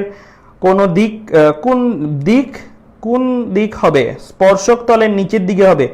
বৃত্তাকার সুষম দ্রুতিতে চলার সময় কৌণিক বেগের দিক, ওই যে বললাম তো ভাইয়া যে যদি অ্যান্টি ক্লকওয়াইজ ঘুরে তাহলে তল বরাবর উপরের দিকে, আর যদি ক্লকওয়াইজ ঘুরে তল বরাবর নিচের দিকে। এন্ড মজার ব্যাপার যেটা, তুমি একটা জিনিসটা যদি অ্যান্টি ক্লকওয়াইজ দেখো, ধরো ফ্যান, তোমার মাথার উপরে ফ্যান, এই ফ্যানটা ধরো অ্যান্টি ক্লকওয়াইজ ঘুরতেছে, হ্যাঁ, এটা তুমি নিচ থেকে দেখতেছো।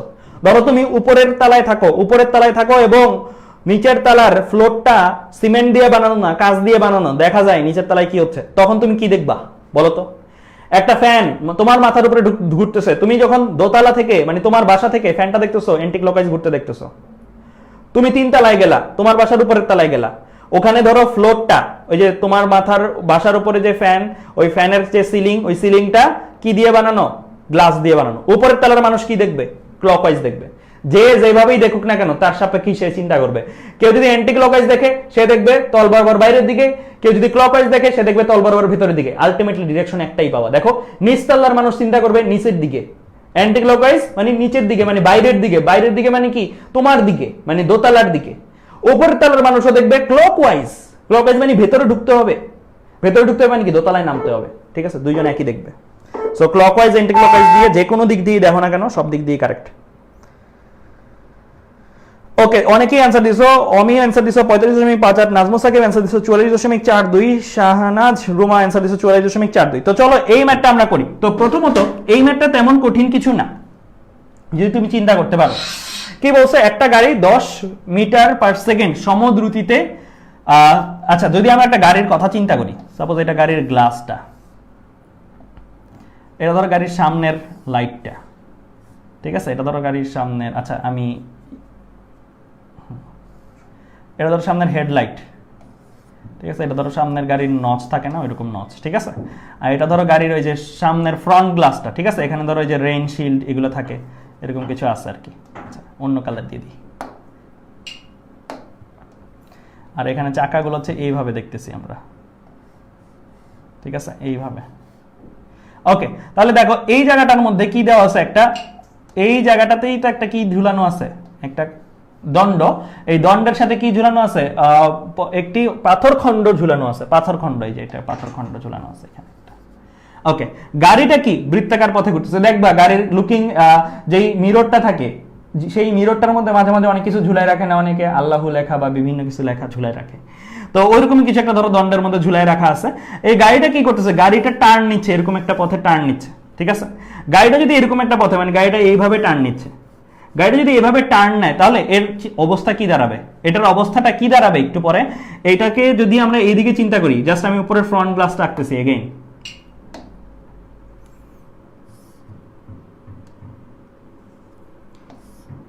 সে যখন এরকম করে টার্ন নিচ্ছে,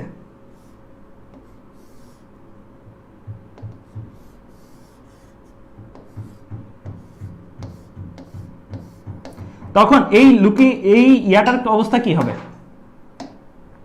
এই পাথরখণ্ডটা যেহেতু টার্ন নিচ্ছে তাহলে কি এরকম বাইকায় যাবে না, এরকম বাঁকায় যাবে না, এরকম বাঁকায় যাবে। দেখো টার্ন নেওয়ার সময় এটা কি একটু ওই দিকে চলে যাবে না, যেদিকে টার্ন নিচ্ছে তার অপরের দিকে একটু হেলে যাই না আমরা, গাড়ি যদি এই দিকে টার্ন নেয় আমরা কি একটু এই দিকে ঝুঁকে যাই না। রোলার কোস্টার বা যারা এগুলোতে যারা চড়ছে তারা রিলেট করতে পারবে বেশি, গাড়িতে চললেও বোঝা যায় এটা একটু ওই দিকে চলে যাবে। দ্যাট মিনস আমি শুধু এতটুকু অংশটারে যদি আলাদা করে আঁকি, শুধু এতটুকু অংশটারে আলাদা করে আঁকলে আমি, এটা হচ্ছে আমার পাথরখণ্ডটা, এটা হচ্ছে আমার কি যে দণ্ড, এটা হচ্ছে দণ্ডটা, এটা হচ্ছে আমার দণ্ড, এটা হচ্ছে আমার পাথরখণ্ড।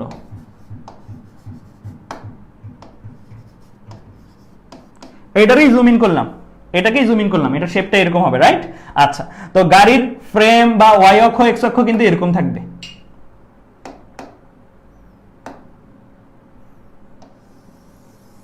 এটা আমার ওয়াই অক্ষ আর এটা আমার এক্স অক্ষ, রাইট। ঠিক আছে, এটা আমার ওয়াই অক্ষ, এটা আমার এক্স অক্ষ থাকবে। ওকে, তাহলে এবার যদি চিন্তা করো একটু, এই যে পাথরখণ্ডটা, এই পাথরখণ্ডটার কি আছে,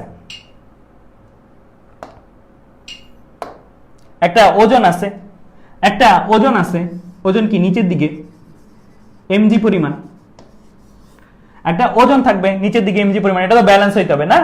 এখানে একটা দণ্ড আছে, এই দণ্ডকে একটা টান অনুভব করবে, যেই টানটা সে অনুভব করবে সেই টানটারে আমরা একটা নাম দিই, সেই নামটা আমরা দিই টি, তাই না। যেই টানটা সে অর্জন করবে সেটাকে আমরা নাম দিই টি। এটা এই দিক থেকে এই দিকে মনে হবে আর এদিক থেকে মনে হবে এইদিকে, ঠিক আছে, এটাই আর কি, তাহলে বেটার,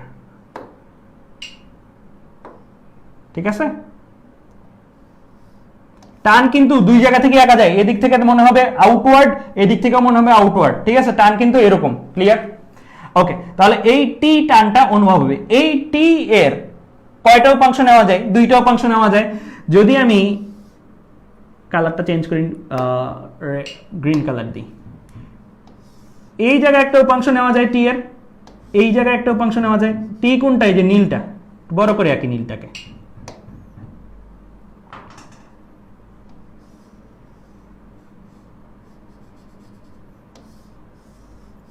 ঠিক আছে। তাহলে এটা হচ্ছে আমার টান, এটাকে দুইটা উপাংশে ভাগ করা যায়। একটা উপাংশকে আমরা একটু কোণ ধরতে হবে নাকি একটা, আমার এখানে কি জানতে চাইছে, আমার এখানে জানতে চাইছে দণ্ডটি অনুভূমিক পথটির সঙ্গে কত কোণ করে থাকবে। অনুভূমিক পথ কোনটা, এই যে এক্স অক্ষ বরাবর পথ না, এক্স অক্ষ বরাবর, ওয়াই অক্ষ বরাবর তো অবশ্যই পথ না, রাইট, ওয়াই অক্ষ বরাবর গাড়ির ছাদ। সো এক্স অক্ষ বরাবর পথ, দ্যাট মিন্স আমার অ্যাকচুয়ালি টার্গেট কি এই থিটাটারে বের করা। তাহলে আমি এটারই থিটা ধরি, কেমন, এটা যদি থিটা হয় তাহলে আমি এই উপাংশটার নাম দিতে পারি কি, এই উপাংশটার নাম দিতে পারি টি কস থিটা, আর এই উপাংশটার নাম দিতে পারি কি টি সাইন থিটা। এটার নাম দিতে পারি কি টি কস থিটা, আর একটার নাম দিতে পারি টি সাইন থিটা। এখানে খেয়াল করে দেখো, আমার টি কস থিটা, গাড়িটা যেহেতু এভাবে ঘুরতেছে, কেন্দ্রমুখী বলটা কোন বরাবর, এই বরাবর না, কেন্দ্রমুখী,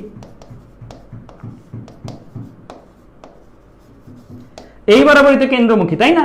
তাহলে খেয়াল করে দেখো তো, টি কস থিটাই কি আমার কেন্দ্র, টি কস থিটার ডিরেকশন দেখো, কেন্দ্রমুখীর ডিরেকশন দেখো একই দিকে, তাহলে টি কস থিটাই কি করতেছে, আমার কেন্দ্রমুখী বলের যোগান দিচ্ছে।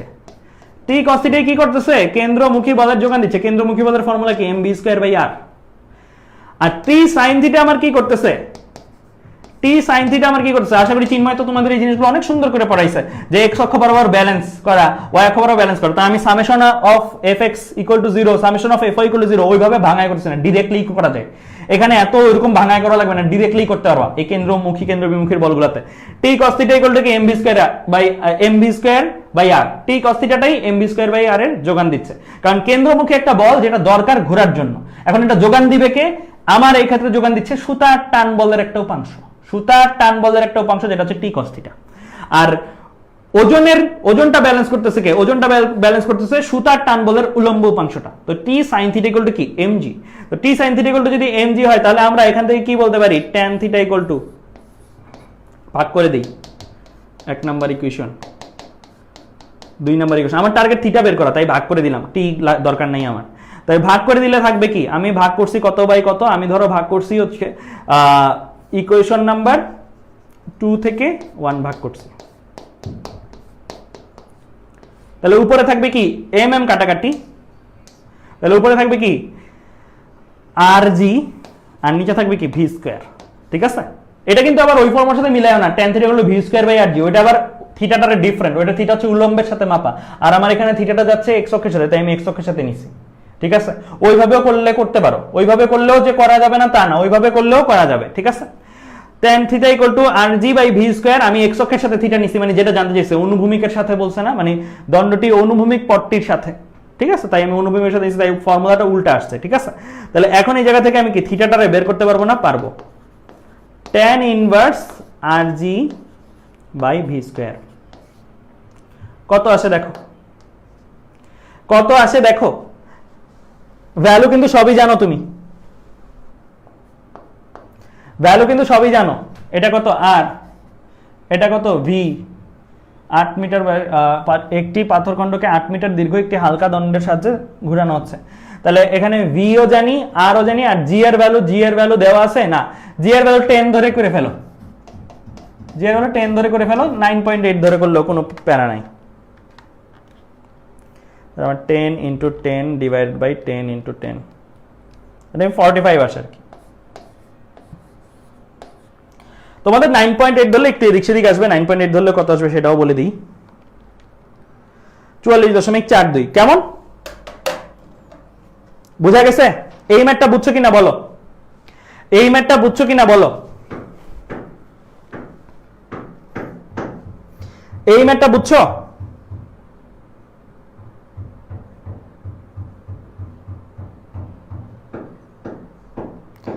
এই ম্যাথটা বুঝছো কিনা বলো। বিপ্লব চৌধুরী বলছে অ্যানিমেশন না দেখলে ভিজুয়ালাইজ করতে পারতেছি না। আচ্ছা, অ্যানিমেশন সামনে আসতেছে, একটু পরে অ্যানিমেশন আসতেছে। এতটুকু তো বুঝছোই যে এখান থেকে এখানে যখন সে ঘুরতেছে, ঘুরার সময় জিনিসটা কি এরকম কাইট হয়ে যাবে, এই যে কাইট হয়ে গেছে, রাইট? ক্লিয়ার?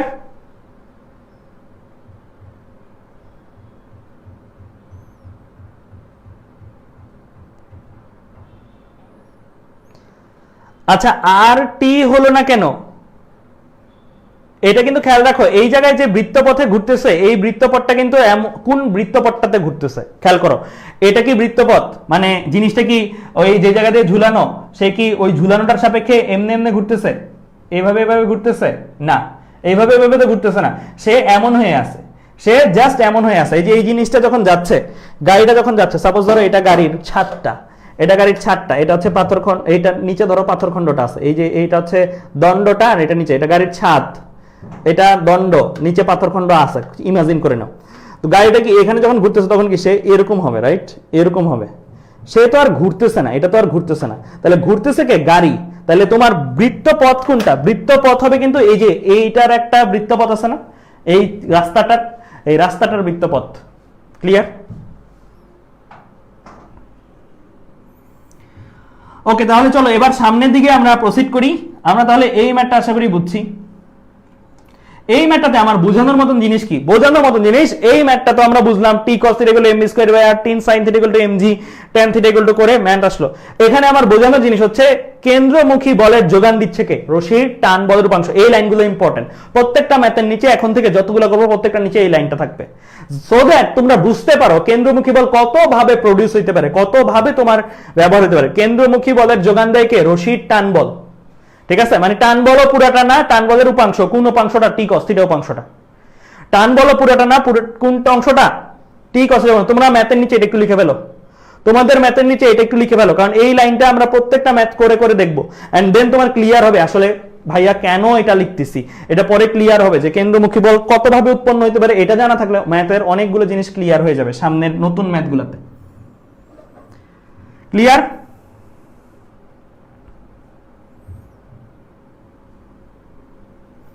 ক্লিয়ার?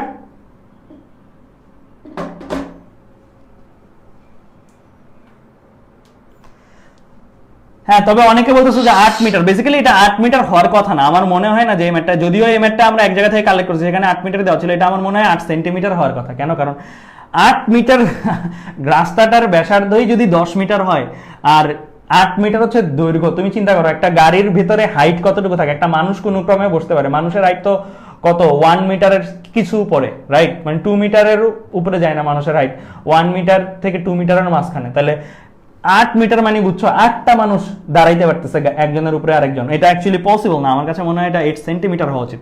ম্যাথটা ইললজিক্যাল, মান ওয়াইজ ম্যাথটা ইললজিক্যাল, এটা 8 সেন্টিমিটার হওয়া উচিত, এর বেশি হওয়া পসিবল না, ঠিক আছে? সো এর জন্য এই জিনিসটা নেওয়া হয়নি। হ্যাঁ, তোমার কথায় লজিক আছে যে 8 মিটার হইলে তো ভাইয়া এটা এত বড় একটা অ্যামাউন্ট, এটা এত বড় একটা অ্যামাউন্ট যে রাস্তার বাঁকটা ধরো, এই যে রাস্তার কেন্দ্রটা ধরো, এটা রাস্তার কেন্দ্র, এটা যদি 10 মিটার হয়, এটা যদি আবার 8 মিটার হয়, তাহলে আসলে এই জায়গায় কিছু ভ্যালু তো আনা উচিত আপনার। হ্যাঁ, কিছু ভ্যালু তো এখানে আনা উচিত। এই জিনিসটা আসলে ঠিকই বলছো, আনা উচিত ছিল যদি 8 মিটার হয়, বাট অ্যাকচুয়ালি আমার মনে হয় না এটা আসলেই 8 মিটার, এটা 8 সেন্টিমিটার হওয়া উচিত, কারণ নাইলে ইললজিক্যাল হয়ে যায় ম্যাথটা। কেমন? ওকে ফাইন, তাহলে এবার চলো সামনের দিকে আগাই। তো এটা খুবই সহজ ম্যাথ, এটা একটু দেখি দ্রুত দ্রুত তোমরা করে ফেলো, এটা দ্রুত দ্রুত করে ফেলো, এটা একটু সহজ ম্যাথ, বাট এটাও দিছি যে কেন্দ্রমুখী বল কয়ভাবে উৎপন্ন হতে পারে সেই জিনিসগুলো বোঝানোর জন্য।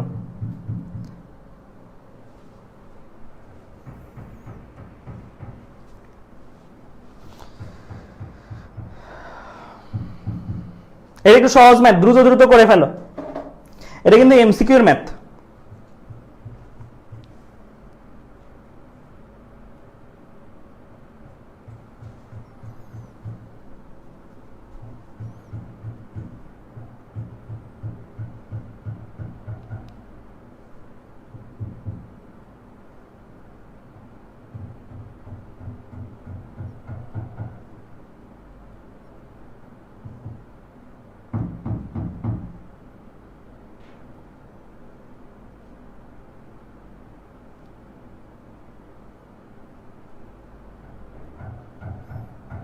.0338 ইফতেখার মাহি আনসার দিয়ে দিছে অলরেডি।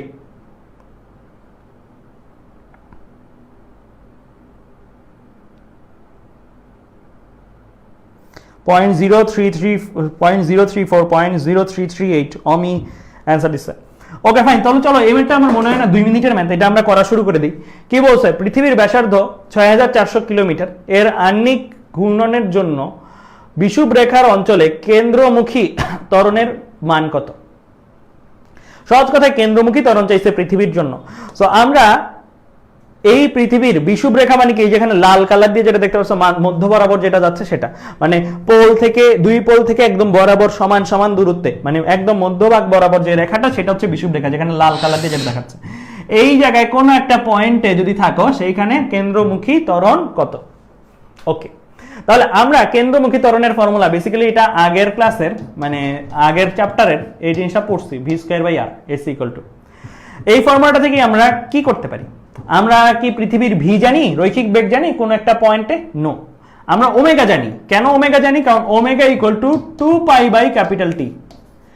আজকের ক্লাসের শুরুর ম্যাথটাতেও বলছি ভাই একটা কথা, সেটা হচ্ছে পৃথিবীর আহ্নিক গতির জন্য, পৃথিবীর আহ্নিক গতি মানে কি, এইখান থেকে ঘুরে পৃথিবীটা আবার এই জায়গায় আসলে যেই সময় লাগে, পুরাটা ঘুরে আবার এই জায়গায় আসতে যেই সময় লাগে, ঠিক আছে?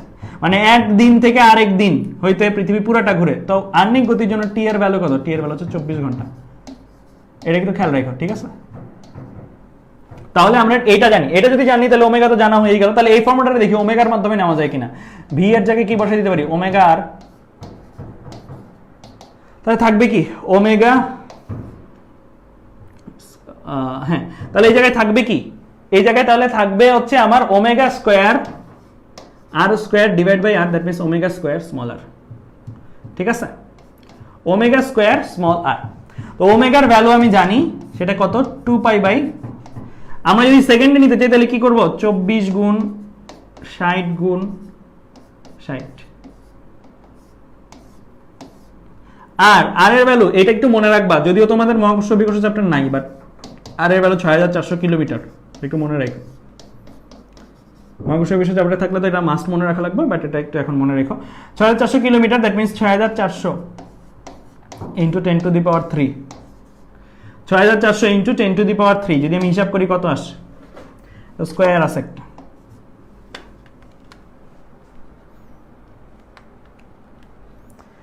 Two pi divided by 24 into 60 into 60 square into 6400 into 10 to the power 3, তাহলে এটা আসে 0.0338, 0.0338।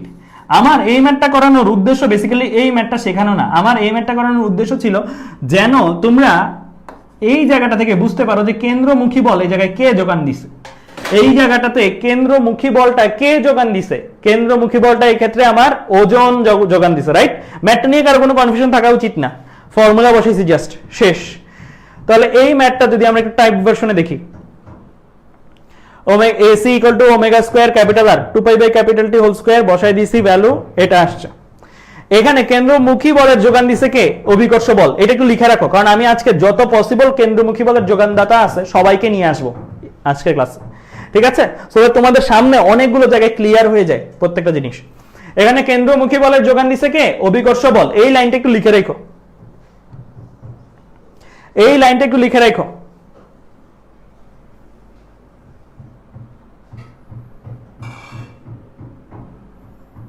ঠিক আছে, ওকে ফাইন। এই লাইনটা যদি লেখা হয়, এবার চলো সামনের দিকে আগাই। এই জায়গায় একটা মজার পড়া আছে, এখন একটা মজার পড়া পড়বো। এটারে কি বলে বলো তো? এই জিনিসটারে কি বলে দেখি, কেউ আইডেন্টিফাই করতে পারছো কিনা? এখানে দুইটা জিনিস আছে, একটা তো 1 টাকার কয়েন, আরেকটা জিনিস কি? এই জিনিসটারে কি বলে বলো? অ্যানিমেশন দিয়ে এখন অনেকগুলো জিনিস দেখবো। ভাইয়া আমরা কেন্দ্রমুখী ত্বরণ বের করছি, কেন্দ্রমুখী ত্বরণ কিন্তু কৌণিক ত্বরণ না। কৌণিক ত্বরণ কেন্দ্রমুখী ত্বরণ দুইটা আলাদা জিনিস। কেন্দ্রমুখী ত্বরণের রৈখিক ত্বরণের মতনই মিটার পার সেকেন্ড স্কয়ার। এটা হচ্ছে গ্রামোফোনের ডিস্ক। এটা কি দেখতে অনেক পুরনো মুভিতে সিরিজে দেখা যায় না, যে এই জিনিসটা একটা কাঠি লাগায়, দেন এটা ঘুরতে থাকে, গান বাজে। হ্যাঁ, এক্স্যাক্টলি তাই। সো এখানে আমরা একটা এক্সপেরিমেন্ট করব।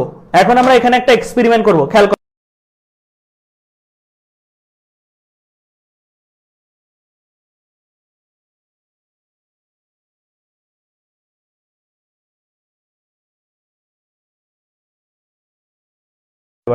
অ্যাকচুয়ালি যাবেও, যদি আমি কয়েনটাকে একটু কিনারে করে রাখি তাহলে দেখবা ছিটকায় পড়ে যাবে। হয় না এরকম? হয়। কিন্তু তুমি একটা জিনিস ঘুরাচ্ছ, প্লেটের মধ্যে ধরো সাপোজ কিছু একটা রেখে ঘুরাচ্ছ, কিনারে যদি থাকে ওটা কি ছিটকায় বাইরে পড়ে যায় না? মোটামুটি মাঝখানে থাকলে কি সে ছিটকায় পড়ে যেতে চায় না। যত বেশি মাঝখানে থাকে তত ছিটকায় কম পড়ে যেতে চায়। কখনো কি জানতে চেষ্টা করছো যে কেন আসলে এই জিনিসটা হয়? যদি একটা জিনিসকে আমরা ঘুরাই, কয়েনটা এখানে থাকলে ছিটকায় যাচ্ছে না, কয়েনটা এখানে দিলে হয়তো ছিটকায় পড়ে যাবে, এখানে দিলে আরো ছিটকাবে না, আরো ছিটকাবে না, যতই কাছে দিব আরো ছিটকাবে না। কিনারে থাকলে ছিটকায় পড়ে যেতে চায় কেন? সো কিনারে থাকলে ছিটকায় পড়ে যেতে চায়, ওই যে বললাম আমরা যখন ফ্রেমের মধ্যে ঢুকে যাব তখন একটা কেন্দ্র বিমুখী বল কাজ করবে ছিটকায় পড়ে যাওয়ার জন্য, সেটা আমাকে ছিটকায় নিয়ে যেতে দিবে। বাইরে থেকে যখন এক্সপ্লেন করব জিনিসটা তখন কি দেখব? বাইরে থেকে যখন এক্সপ্লেন করব তখন কিভাবে ব্যাখ্যা করব? বাইরে থেকে তো আর কেন্দ্রমুখী বলের নাম, কেন্দ্র বিমুখী বলের নাম নিতে পারতেছি না। তখন যেটা হবে সেটা হচ্ছে এখানে কেন্দ্রমুখী বল থাকতে হবে, কারণ সে ঘুরতেছে। সে যদি ঘুরতে থাকতে হয় তাহলে অবশ্যই কি লাগবে? আমার এখানে একটা কেন্দ্রমুখী বল লাগবে, কেন্দ্রমুখী বল, কারণ সে এখানে ঘুরবে, এরকম করে সে এখানে ঘুরবে। সে যদি এই জায়গায় ঘুরে তাহলে তার এইখানে একটা বেগ, এইখানে তার আরেকটা বেগ, এইখানে তার আরেকটা বেগ। তো এই বেগটারে চেঞ্জ করার জন্য প্রতি মুহূর্তে কেন্দ্রমুখী বল লাগবে। এখন ছিটকায় পড়ে যাওয়ার ব্যাখ্যাটা কেমনে করবো? বাইরে থেকে, ভেতরে থেকে ব্যাখ্যা করা যায়, কেন্দ্র বিমুখী বলের কারণে ছিটকায় পড়ে যাচ্ছে। বাইরে থেকে কিভাবে ব্যাখ্যা করবো? তোমাদের মনে আছে কিনা, চিন্ময় তোমাদের একটা জিনিস খুব সুন্দর করে পড়াইছে, আমি যেটা দেখছি, আমি ক্লাসটা দেখছিলাম, চিন্ময় তোমাদেরকে একটা জিনিস খুবই সুন্দর করে এরকম একটা টেবিল আকারে পড়াইছে, এরকম একটা টেবিল আকারে পড়াইছে যে ঘর্ষণ বল এফএস, তারপরে তোমার এরকম করে পড়াইছে যে যখন 10 নিউটন বল দিবে তখন এফ কত, এফএস কত, যখন 20 নিউটন দিবে এফ কত, এস কত, এরকম করে খুব সুন্দর করে টেবিল করে চিন্ময় তোমাদের পড়াইছে। সেখানে একটা জিনিস তোমরা শিখছো, সেটা হচ্ছে যে আমাদের একটা ম্যাক্সিমাম স্থিতি ঘর্ষণের ভ্যালু পসিবল, ওই ভ্যালুটাকে যদি ক্রস করি তাহলে কি হয়, সেই জিনিসটা আর ধরে রাখতে পারে না বা চলাচল শুরু করে, রাইট? চলাচলের আগে একটা ম্যাক্সিমাম স্থিতি ঘর্ষণ, সেটাকে আমরা কি বলি? সীমাস্থ ঘর্ষণ। সীমাস্থ ঘর্ষণ বাংলায় বললে।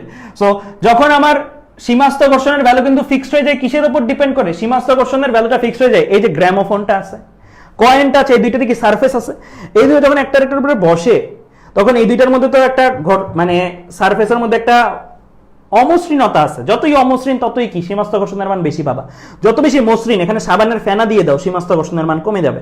আমি সারফেস দুইটার নেচারের উপর ডিপেন্ড করছে, কয়েনের আর ডিস্কের, বা যেই দুইটা সারফেস পরস্পর উপরে আছে এই দুইটা সারফেসের উপর ডিপেন্ড করতেছে এটা। তো সীমাস্থ ঘর্ষণের যে ম্যাক্সিমাম ভ্যালুটা আছে, এই যে ম্যাক্সিমাম যে ভ্যালু, এই ভ্যালুটাকে আমরা বলি কি? সীমাস্থ ঘর্ষণ। এই ভ্যালুটা যদি 30 নিউটন হয়, তার মানে তুমি যদি সাপোজ চিন্তা করো এই জায়গায় কেন্দ্রমুখী বলের দরকার আমার 20 নিউটন, এই জায়গায় কেন্দ্রমুখী বলের দরকার সাপোজ ধরো আমার 20 নিউটন। কয়েনের যে বর্তমান পজিশন, এই বর্তমান পজিশনের জন্য তার কি একটা নির্দিষ্ট আর আছে, এই আর থাকার কারণে তার একটা নির্দিষ্ট কি আছে? এফসি আছে। এফসি কি? mv²/r। কয়েনের ভর বসায় দাও, ব্যাসার্ধ বসায় দাও, কয়েনটা কত বেগে ঘুরতেছে, এই যে কত বেগে ঘুরতেছে, কত কোন রৈখিক বেগে, একটা ফিক্সড ভ্যালু বসায় দাও। বসায় দিলে তুমি কি এখানে একটা এফসি এর ভ্যালু পাবো। ধরো সাপোজ কথা পাইলা, ভ্যালুটা পাইলা 20 নিউটন, এই যে বললাম এখানে 20 নিউটন। তাহলে কি হবে? তোমার এই কেসে পড়বে, তাই না? তোমার 20 নিউটন বল দরকার বাধা দেওয়ার জন্য, সীমাস্থ ঘর্ষণ 30 নিউটন। তাহলে এখানে তুমি কি 20 নিউটন ঘর্ষণ বল অ্যাকচুয়ালি অনুভব করবা। এখানে তুমি কি অ্যাকচুয়ালি 20 নিউটন ঘর্ষণ বল অনুভব করবা। তোমার যদি 20 এর জায়গায় এখানে 22 দরকার পড়ে, এখানে 22 নিউটন, দুটো বারবার কালার চেঞ্জ করতে হচ্ছে, আমি একটা লাল কালার নিই, তাহলে দুই জায়গায় ব্যবহার করা যাবে। আচ্ছা, তাহলে এখানে তুমি 22 নিউটন নিলা, দরকার ভ্যালু আসলো ধরো সাপোজ কথার কথা 22 নিউটন। তাহলে এখানে যদি 22 নিউটন হয়, তাহলে এই জায়গায় একটা কেস হবে, এটা 22 নিউটন হলে বলটার মানও 22 নিউটন। যদি 30 নিউটন হয়, এই ভ্যালুটা কত হয়? 30 হয়, 30। তাহলে এটা হয়ে যাবে, রাইট? 30 নিউটন হচ্ছে আমার ঘর্ষণ বল, আর 30 নিউটন সীমাস্থ ঘর্ষণ। যদি 30 এর জায়গায় এটা 32 নিউটন হয়, মানে এই জায়গায় যে কেন্দ্রমুখী বলের দরকার, সেই কেন্দ্রমুখী বলের মানটা 32 নিউটন, কিন্তু ঘর্ষণ বল তো আর 30 নিউটনের বেশি বাড়তে পারে না, কারণ ঘর্ষণ বল ফিক্সড হয়ে যায় সারফেস দুইটার নেচারের উপরে, কয়েন আর গ্রামোফোনের সারফেস দুইটার নেচারের উপরে, এটা আর বাড়তে পারে না। তখন তুমি একটা নেট ফোর্স পাও, তখন তুমি কি পাও? একটা নেট ফোর্স পাও। সো নেট ফোর্স পাইলে এখানে একটা 2 নিউটন নেট ফোর্স পাওয়ার কারণে দেখা যাবে কি? তখন তোমার কেন্দ্রমুখী বল ঘর্ষণ বল যোগান দিতে পারলো না, তখন দেখা যায় কি? সে ছিটকে পড়ে যাবে। তখন দেখা যাবে কি? সে ছিটকে পড়ে যাবে। তার মানে আমরা বুঝলাম না ছিটকানোর জন্য শর্তটা কি? না ছিটকানোর জন্য শর্ত সীমাস্থ ঘর্ষণের সমান কেন্দ্রমুখী বলের দরকার হইতে হবে, অথবা সীমাস্থ ঘর্ষণের কম মানের কেন্দ্রমুখী বলের দরকার হইতে হবে। এটাকে বলতেছি ঘর্ষণ বল, এটাকে বলতেছি কেন্দ্রমুখী। তাহলে বাইরে থেকে যদি ব্যাখ্যা করতে চাই, কিভাবে ব্যাখ্যা করব? আমার এখানে একটা ঘর্ষণ আছে, কেন্দ্রমুখী বল লাগবে ঘুরানোর জন্য, মানে একটা সুনির্দিষ্ট বেগে ঘুরানোর জন্য। কেন্দ্রমুখী বলের মান নির্ভর করে এম ভি আর আর এর উপরে, এম ভি আর আর এর উপরে। ভি এর মান চেঞ্জ করলে কেন্দ্রমুখী বলের মান চেঞ্জ হতে পারে, আর এর মান চেঞ্জ করলে কেন্দ্রমুখী বলের মান চেঞ্জ হতে পারে। যখন কেন্দ্রমুখী বলের মান 10 নিউটন, তখন ঘর্ষণও 10 নিউটনই সাপ্লাই পাই, প্যারা নাই, একটার একটারে ব্যালেন্স করে ফেলে। কারণ মানে সীমাস্থ ঘর্ষণ কেন্দ্রমুখী বল যতটুকু দরকার 10 নিউটন, সেটা ঘর্ষণটাই যোগান দিয়ে দেয়। 20 নিউটন হলে 20 নিউটন যোগান দিয়ে দেয়, 22 নিউটন হলে 22 নিউটন যোগান দিয়ে দেয়, 30 নিউটন হলে 30 নিউটন যোগান দিয়ে দেয়। কিন্তু কেন্দ্রমুখীর ডিমান্ডটা যদি থাকে 32 নিউটন, কেন্দ্রমুখীর ডিমান্ড বাড়তে পারে কিভাবে? ভি এর মান বাড়াই দিলে, বেশি বেগে ঘুরাইতে চাও তাহলে বাড়তে পারে এফসি এর ভ্যালু, আর এর মান কমাই দিলে আর এর মান কমাই দিলে তোমার এফসি এর ভ্যালু বাড়তে পারে, রাইট? তাহলে চিন্তা করো, কেন্দ্রমুখী বলের ভ্যালু যদি তুমি কি করতে চাও, তুমি বাড়াইতে চাও, বেশি বাড়াই ফেলো, এন্ড তোমার সীমাস্থ ঘর্ষণের যে ভ্যালুটা এটা যদি কম থাকে তাহলে কি হবে, সে ছিটকে পড়ে যাবে। মানে কেন্দ্রমুখী বল দরকার কি, তাকে ঘোরানোর জন্য। ঠিক আছে, ক্লিয়ার? তাহলে এই জায়গাটা থেকে আমরা একটা জিনিস বুঝলাম যে আমাদের যে কেন্দ্রমুখী বল, সেই কেন্দ্রমুখী বলের মানটা আইদার কম হইতে হবে ঘোরার জন্য, মানে জায়গায় থেকে ঘোরার জন্য, অথবা সমান হইতে হবে। বেশি হইলে আর পসিবল না, এই ক্ষেত্রে কি হবে, ছিটকাই যাবে। এই ক্ষেত্রে রেজাল্টটা কি, ছিটকে যাবে, ছিটকে যাবে। খেয়াল করে দেখো, তাহলে আমরা একটা জিনিস শিখে গেলাম যে যদি সারফেসটা প্লেন হয়, গ্রামোফোনের ডিস্ক এটা কি প্লেন নাকি বাঁকা বাঁকা? প্লেন।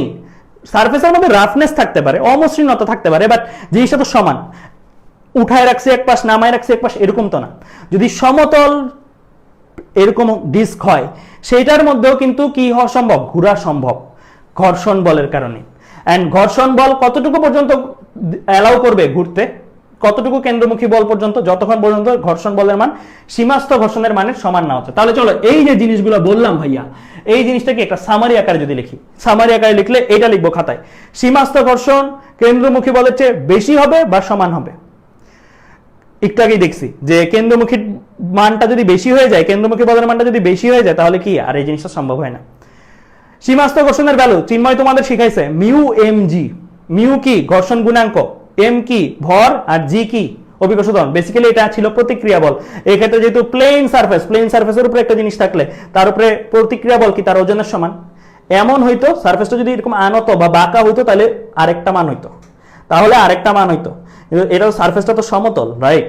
সমতল, সমতল সারফেসের উপরে এই জায়গায় মিউ আর যেই কথা, মিউ এম জি একই কথা, R equal to M G যেহেতু, তাহলে mu M G is greater than or equal to কি M V square by R. ঠিক আছে, এটা কিন্তু হাইয়েস্ট ঘর্ষণের ভ্যালুটা। যদি তার চেয়ে কম, এই হাইয়েস্ট ঘর্ষণের চেয়ে কম কেন্দ্রমুখী বল আসে, তখন কিন্তু ঘর্ষণের ভ্যালু হাইয়েস্টটা ক্রিয়া করবে না, যতটুকু দরকার ততটুকু ক্রিয়া করবে। ঠিক আছে, আমাদের কাছে ক্রিটিক্যাল কন্ডিশন যে হাইয়েস্ট এতটুকু যাইতে পারবে, এর বেশি যাইতে পারবে না। তাহলে এই m V square by r কে v equal to omega r বসাই এইভাবেও লেখা যায় ফর্মুলা আকারে। সো আমাদের কিন্তু এই ফর্মুলাগুলো মাথায় রাখতে হবে। এন্ড ক্রিটিক্যাল কেসে, ক্রিটিক্যাল কেস মানে আর অ্যাকচুয়াল পরিমাণ কেন্দ্রমুখী বল বেশি হইলেই ছিটকায় যেত, সেই অ্যাকচুয়াল পরিমাণ বেশি না হওয়া পর্যন্ত কতটুকু কেন্দ্রমুখী বল আসলে অ্যালাউড ঘুরতে পারার জন্য, না ছিটকে ঘুরতে পারার জন্য কতটুকু কেন্দ্রমুখী বল অ্যালাউড, সেটা হচ্ছে এটা সীমাস্থ ঘর্ষণ সমান। যখন কি সারফেসটা সমতল, সারফেসে কি আছে, ঘর্ষণ আছে, সারফেসটা সমতল, সারফেসে কি আছে, ঘর্ষণ আছে, তখন আমার এইটা হচ্ছে শর্ত। ঠিক আছে, এই জিনিসটা কিন্তু অনেকেই বুঝো না বা কাজে লাগাতে পারো না। সো এই জিনিসটা নিয়ে আমরা এখন ম্যাথ করব। এই জায়গায় যা আছে একটু লিখে ফেলো, এই পেজে যা আছে একটু লিখে ফেলো।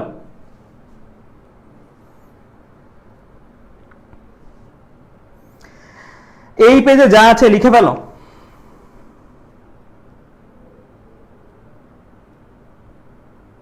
আচ্ছা, এখানে অনেকেই একটা জিনিস কনফিউজ হয়ে যায়, বলছে ভাইয়া কেন্দ্রমুখী বল যদি বেশি হয় তাহলে তো ভেতরে যাওয়ার কথা, ছিটকায় যায় কেন? এটা আমি একটু ব্যাখ্যা করি। কেন্দ্রমুখী বল কিন্তু একটা বল যেটা দরকার ঘোরার জন্য। খেয়াল করো, এই জায়গাটার মধ্যে অনেকে কনফিউজ হয়। কেন্দ্রমুখী বল কিন্তু কোনো এক্সিস্টিং ফোর্স না, এটা হচ্ছে সেই বল যেই বলটা দরকার ওই বেগে ওই বৃত্তপথে ঘোরার জন্য। এটা দরকারি বল, কতটুকু দরকার, ওই দরকারের চেয়ে কম যদি থাকে, তার মানে কি যতটুকু দরকার ছিল ঘুরতে দেওয়ার জন্য দরকারের চেয়ে কম আছে, তাহলে কি হবে? আমরা বলছি এই কেন্দ্রমুখী বলের কারণে কি আছে, একটা এসি আছে, মানে কেন্দ্রমুখী ত্বরণ আছে। এখানে কি আছে, একটা ভি আছে। তো এই ভিটারে এখান থেকে এরকম বানানোর জন্য এই এসিটা দরকার, এই এসি বা এই এসির থ্রুতে যে এফসি আছে সেই এফসিটা দরকার। এটা দরকার, কতটুকু দরকার আমার। যদি এই দরকারটা কম থাকে, ধরো আমার দরকার ছিল 200 নিউটন, আমি দিছি 199 নিউটন। আমার দরকার ছিল এফসি 200 নিউটন, আমি দিছি 199 নিউটন। এখানে তার মানে আমি একটু কম পাচ্ছি। তাহলে একটু কম পাইলে এই যে এই জিনিসটা এরকম হবে না, এই জিনিসটা এরকম না হয়ে কেমন হবে, এই জিনিসটা আমি ব্লু কালার দিয়ে দেখাই। এই জিনিসটা এরকম না হয়ে, কারণ তুমি দিতে পারো নাই, তোমার যতটুকু দরকার ছিল এটার সুষম বৃত্তপথে ঘোরানোর জন্য তুমি ততটুকু দিতে পারো নাই, তার চেয়ে কম দিছো, তাহলে তোমার এটা কি হবে, এরকম হবে, এরকম হবে। মানে ইভেন্চুয়ালি সে কি হচ্ছে, ছিটকে যাচ্ছে। ইভেন্চুয়ালি কি সে তার বৃত্তপথ ছিল, এটা বৃত্তপথ থেকে ছিটকে যাচ্ছে। ক্লিয়ার? বুঝছো? কেন্দ্রমুখী বল কিন্তু এমন না যে কেন্দ্রমুখী বল বেশি, কেন্দ্রমুখী বল হচ্ছে কতটুকু দরকারি বল, required run rate and run রেটের মধ্যে তফাৎ বুঝো না, এটাই। এটা হচ্ছে রান রেট আর এটা হচ্ছে রিকোয়ার্ড রান রেট। যদি রিকোয়ার্ড রান রেট বেশি হয় ম্যাচ জিতবো না। এটা হচ্ছে রান রেট বেশি হওয়া দরকার বা সমান হওয়া দরকার, মানে রিকোয়ার্ডের। ঠিক আছে? ক্রিকেটের সাথে কি বুঝে না, এখন টি-20 বিশ্বকাপ চলতেছে, বাংলাদেশের অবস্থা যদিও খারাপ। ক্লিয়ার?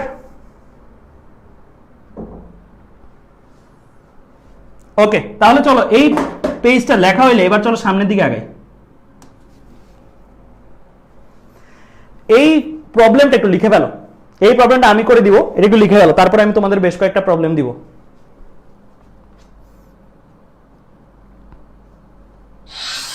এই প্রবলেমটা লিখে ফেলো। একটি গ্রামোফোন চাকতির কেন্দ্র থেকে 10 সেন্টিমিটার দূরে একটি বস্তু স্থির অবস্থায় আছে।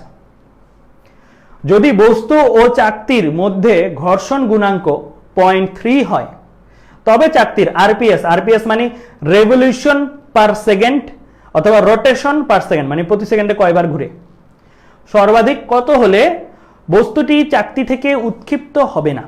বস্তুটি চাকতি থেকে একটু আগের ঘটনাটাই, চাকতির ছিল, ওই চাকতির মধ্যে একটা বস্তু আছে, আমরা কয়েন দিয়ে দেখছি। ঠিক আছে? ওই চাকতির মধ্যে একটা বস্তু আছে। ওকে, তাহলে আমরা একটু আগেই মাত্র দেখলাম না একটা জিনিস, সেটা ছিল কি? সেটা ছিল আমাদের এই ফর্মুলাটা, এটা একটু আগে আমরা দেখলাম এটা, যে মিউ এম জি ক্রিটিক্যাল কেসে কি হইতে হবে, এম ওমেগা স্কয়ার আর এর সমান হইতে হবে, যদি না ছিটকায় একদম সর্বশেষ সীমা পর্যন্ত। আমার এখানে কি দেয়া আছে, মিউ দেওয়া আছে। চাকতির আরপিএস কত হইতে হবে, দ্যাট মিন্স আমার এখানে কি জানতে চাইছে, অ্যাকচুয়ালি ওমেগা জানতে চাইছে, ওমেগা রেডিয়ান পার সেকেন্ডে না, আরপিএস এককে জানতে চাইছে। আচ্ছা, আর কি দেওয়া আছে, চাকতির কেন্দ্র থেকে 10 সেন্টিমিটার দূরে, দ্যাট মিন্স এটা কি, এটা হচ্ছে আর এর ভ্যালু দেওয়া আছে, স্মল আর এর ভ্যালু। স্থির অবস্থায় আছে, যদি বস্তু চাকতির মধ্যে ঘর্ষণ হয় তবে চাকতির আরপিএস মানে ওমেগা সর্বোচ্চ কত বানাইতে পারবা তুমি যদি না ছিটকাইতে হয়, মানে কেন্দ্রমুখী বল বাড়ে কার কারণে, ওমেগার কারণে বা ভি এর বাড়ার কারণে, সো বলছে কত সর্বোচ্চ ওমেগা বা ভি দিতে পারবা। ওকে ফাইন, তাহলে এটা যদি আমরা কাজ করতে চাই তাহলে আমরা কি লিখবো, আমরা লিখবো যে সহজ কথায় একদম ক্রিটিক্যাল কেসে,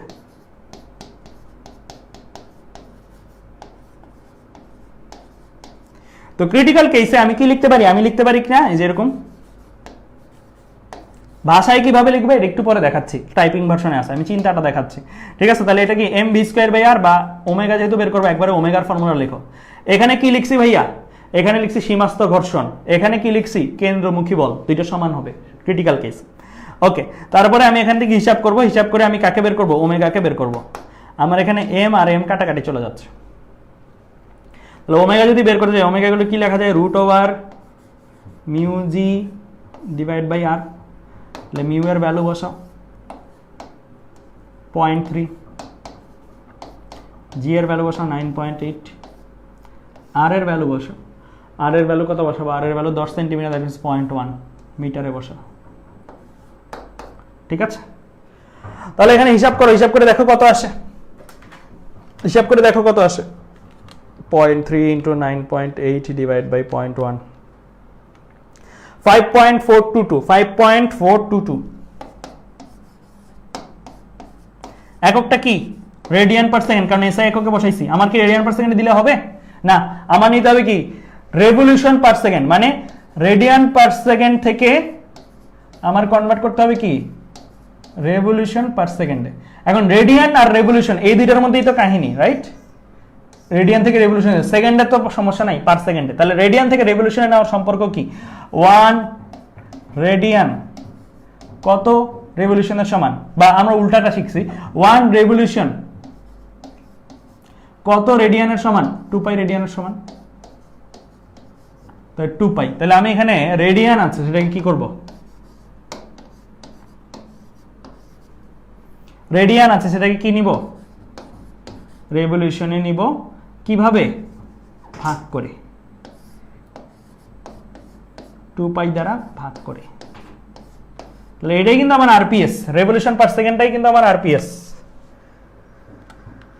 অ্যান্সার ডিভাইড বাই 2 পাই কত আসে, 0.863।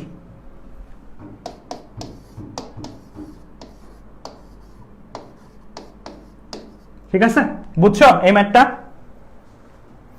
বুঝছো এই ম্যাথটা? এই টাইপের ম্যাথগুলো কিন্তু বুয়েটে আসে, ছোটখাটো বাট এই টাইপের ম্যাথগুলো আসে কিন্তু বুয়েটে।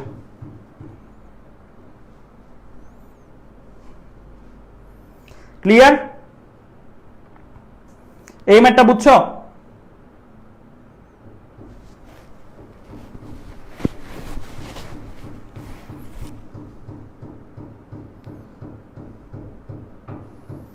ওকে 0.863 আরপিএস। ওকে এবার সামনে আগাই, তার টাইপ ভার্সনটা দেখাই তোমাদের। তোমরা পরীক্ষা হলে যদি এইচএসসি পরীক্ষা হলে দেখো তাহলে এইভাবে লিখবা, বস্তু ও গ্রামোফোনের চাকতির মধ্যে সীমাস্থ ঘর্ষণের মানই হলো অভিকেন্দ্র মানে কেন্দ্রমুখী আর কি, কেন্দ্রমুখী বলের সর্বোচ্চ মান। সুতরাং এম ভরের বস্তু ওমেগা কৌণিক বেগে টেবিলের সঙ্গে সর্বোচ্চ আর ব্যাসার্ধের বৃত্তপথে ঘুরলে সীমাস্থ ঘর্ষণ F equal to m omega square r, পরে ক্রিটিক্যাল কেসটা দিয়ে দেন হচ্ছে তুমি কি ম্যাথ করছো, ঠিক আছে? এখানে কেন্দ্রমুখী বলের যোগান কে দিছে? ঘর্ষণ বল। এই জায়গাতে কেন্দ্রমুখী বলের যোগান কে দিছে? ঘর্ষণ বল। কেন্দ্রমুখী বল যেটা হচ্ছে রিকোয়ার্ড, যেটা দরকার, এক এক সময় এক একজন থেকে নেই, কোনো সময় রশির টান বল থেকে নেই, কোনো সময় অভিকর্ষ বল থেকে নেই, কোনো সময় ঘর্ষণ থেকে নেই। সামনে আরো কয়েকটা দেখতেছি, সামনে আরো কয়েকটা কেস দেখতেছি যে কেন্দ্রমুখী বল আরো অনেক জায়গা থেকে নেওয়া যায়, ঠিক আছে? এন্ড ওই সকল মানে প্রত্যেকটা জিনিস ঘুরতেছে মানে সেখানেই একটা কেন্দ্রমুখী বল আছে। তোমরা দেখবা এখন থেকে যে জায়গায় কোনো একটা জিনিস ঘুরতেছে তোমরা চিন্তা করবে ওখানে কেন্দ্রমুখী বলটা কে দিছে। ঘূর্ণন আছে মানে কেন্দ্রমুখী বল আছে, কেন্দ্রমুখী বলটা কে দিছে এটা চিন্তা করবা। ওকে ফাইন, তাহলে এবার আমরা চলে যাই এই জায়গাটাতে। এই ম্যাথটা তোমরা করো, এই ম্যাথটা তোমরা করো।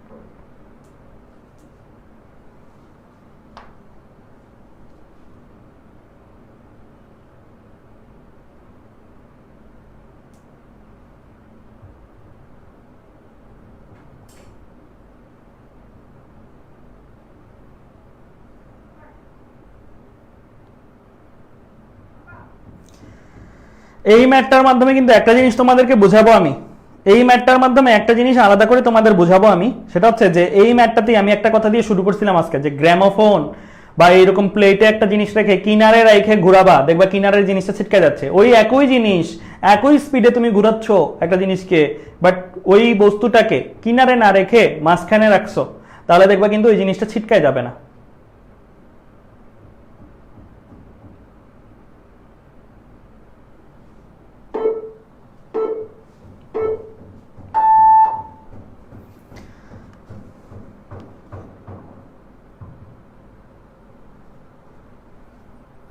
কোন ত্বরণ আহমেদ জুবাইর, কোন ত্বরণ চাইলে? আমি বুঝি নাই আগের ম্যাটটাতে কোন ত্বরণের কথা বলছো? ত্বরণ কিন্তু অনেক রকমের আছে, কেন্দ্রমুখী, কৌণিক।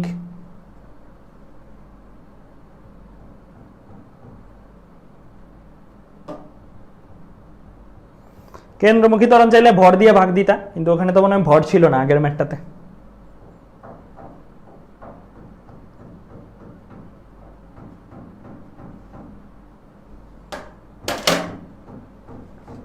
4.8 4.78 রেডিয়ান পার সেকেন্ড অ্যান্সার দিছো অনেকে। 45.8 এককগুলো লিখো কোন এককে অ্যান্সার দিচ্ছ। আচ্ছা চলো এই ম্যাথটা আমরা করি। এখানে কি বলছে, একটা গ্রামোফোনের চাকতির ঘূর্ণন অক্ষ থেকে 7 সেন্টিমিটার দূরে একটি মুদ্রা রাখা আছে। আচ্ছা গ্রামোফোনটারে আমি এই পেজে নিয়ে আসি তাহলে বুঝতে সুবিধা হবে, ঠিক আছে? গ্রামোফোনটারে আমি এই পেজে নিয়ে আসি, একটু কষ্ট করে কপি পেস্ট করি।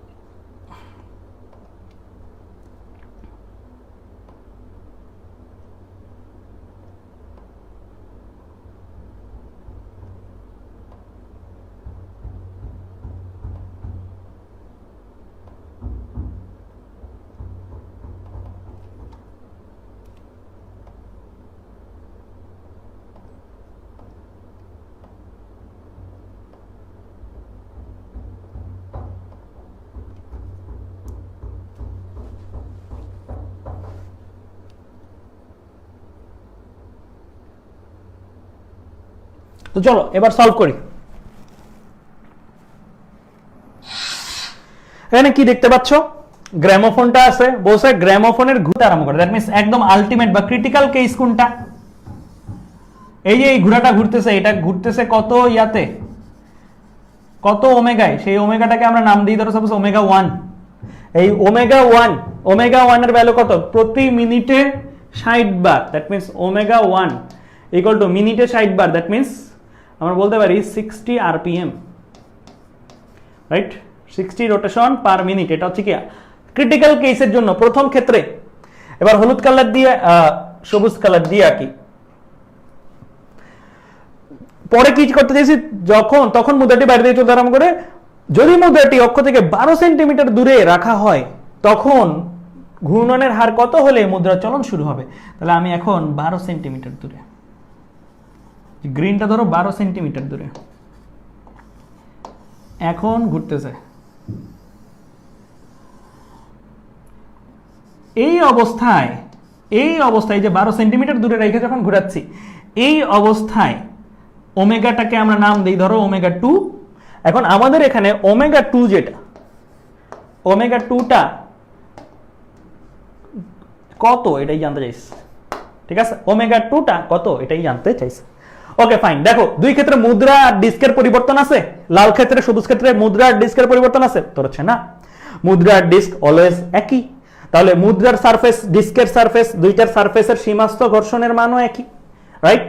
তাহলে এই ক্ষেত্রে আমরা যেই ঘর্ষণটা পাবো সেটাই সীমাস্থ ঘর্ষণ, কারণ এখানে একটা আলটিমেট, এখান থেকে আমরা সীমাস্থ ঘর্ষণটা বের করব, দেন এইটার ক্ষেত্রে অ্যাপ্লাই করব। তাহলে খেয়াল করে দেখো, এই ক্ষেত্রে যেই সীমাস্থ ঘর্ষণ,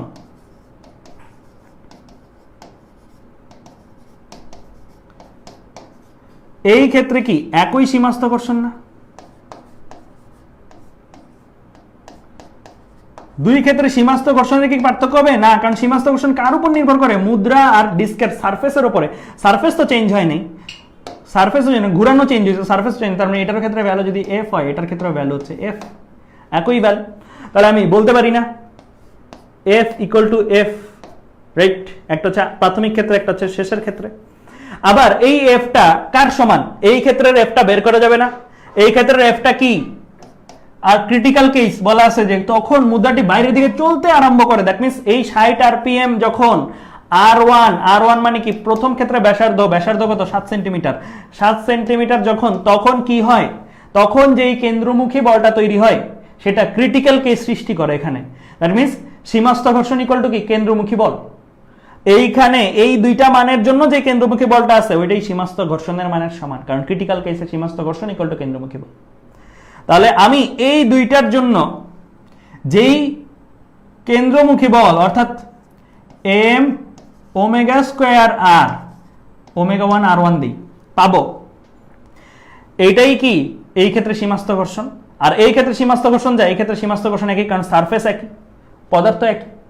তাহলে আমরা এটার ক্ষেত্রে সীমাস্থ ঘর্ষণ বের করে তারপরে এটার ক্ষেত্রে কাজ করব, কেমন? তাহলে এই জিনিসটা কি আমরা এখানে লিখি, এই প্রথমটার ক্ষেত্রে এটা এখানে লিখি এম ওমেগা 1 স্কোয়ার আর দ্বিতীয় ক্ষেত্রেও কিন্তু কি জানতে চাইছে, ঘূর্ণনের হার কত হলে মুদ্রার চলন শুরু হয়, মানে দ্বিতীয় ক্ষেত্রে যখন ওই যে সবুজ ক্ষেত্রটা, দ্বিতীয় ক্ষেত্রেও কখন তোমার কি হবে, তখন ক্রিটিক্যাল কেস হবে, মানে ক্রিটিক্যাল কেস হবে কত ওমেগার জন্য, এটা জানতে চাইছে। তাহলে এটা গেল প্রথম ক্ষেত্রে, লালটার ক্ষেত্রে। দ্বিতীয় ক্ষেত্রেও কি এটাই না, এটা হচ্ছে দ্বিতীয় ক্ষেত্রের জন্য কেন্দ্রমুখী বল লিখলাম, এটা হচ্ছে প্রথম ক্ষেত্রে কেন্দ্রমুখী বল লিখলাম, এটা হচ্ছে প্রথম ক্ষেত্রের সীমাস্থ ঘর্ষণ, দ্বিতীয় ক্ষেত্রে সীমাস্থ ঘর্ষণ। আমরা এইটা দিয়ে ব্রিজ ক্রিয়েট করছি, সীমাস্থ ঘর্ষণ আগে পরে সমান, কারণ সারফেস দুইটা একই। প্রথম ক্ষেত্রে কেন্দ্রমুখী বলের সমান হবে সীমাস্থ ঘর্ষণ যদি এফ ইকুয়াল টু কেন্দ্রমুখী বল মানে এম ওমেগা 1 স্কোয়ার আর হয়, দ্বিতীয় ক্ষেত্রে এম ওমেগা 2 স্কোয়ার আর হয়, ঠিক আছে।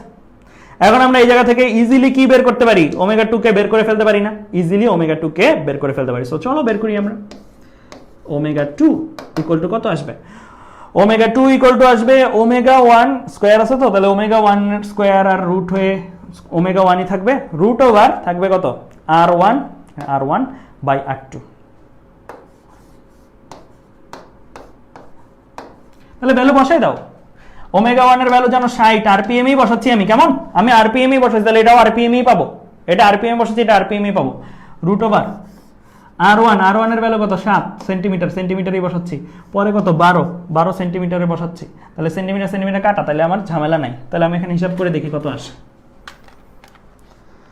60√7/12, তাহলে 45.8 45.8 আরপিএম, কারণ আরপিএমই বসাইছি আমি, তাহলে আরপিএমই পাবো। তাহলে ওমেগা 2 পেয়ে গেছি আমি আরপিএম এ। ক্লিয়ার? এই ম্যাথটা বুঝছো? এই ম্যাথটা বুঝা ডান?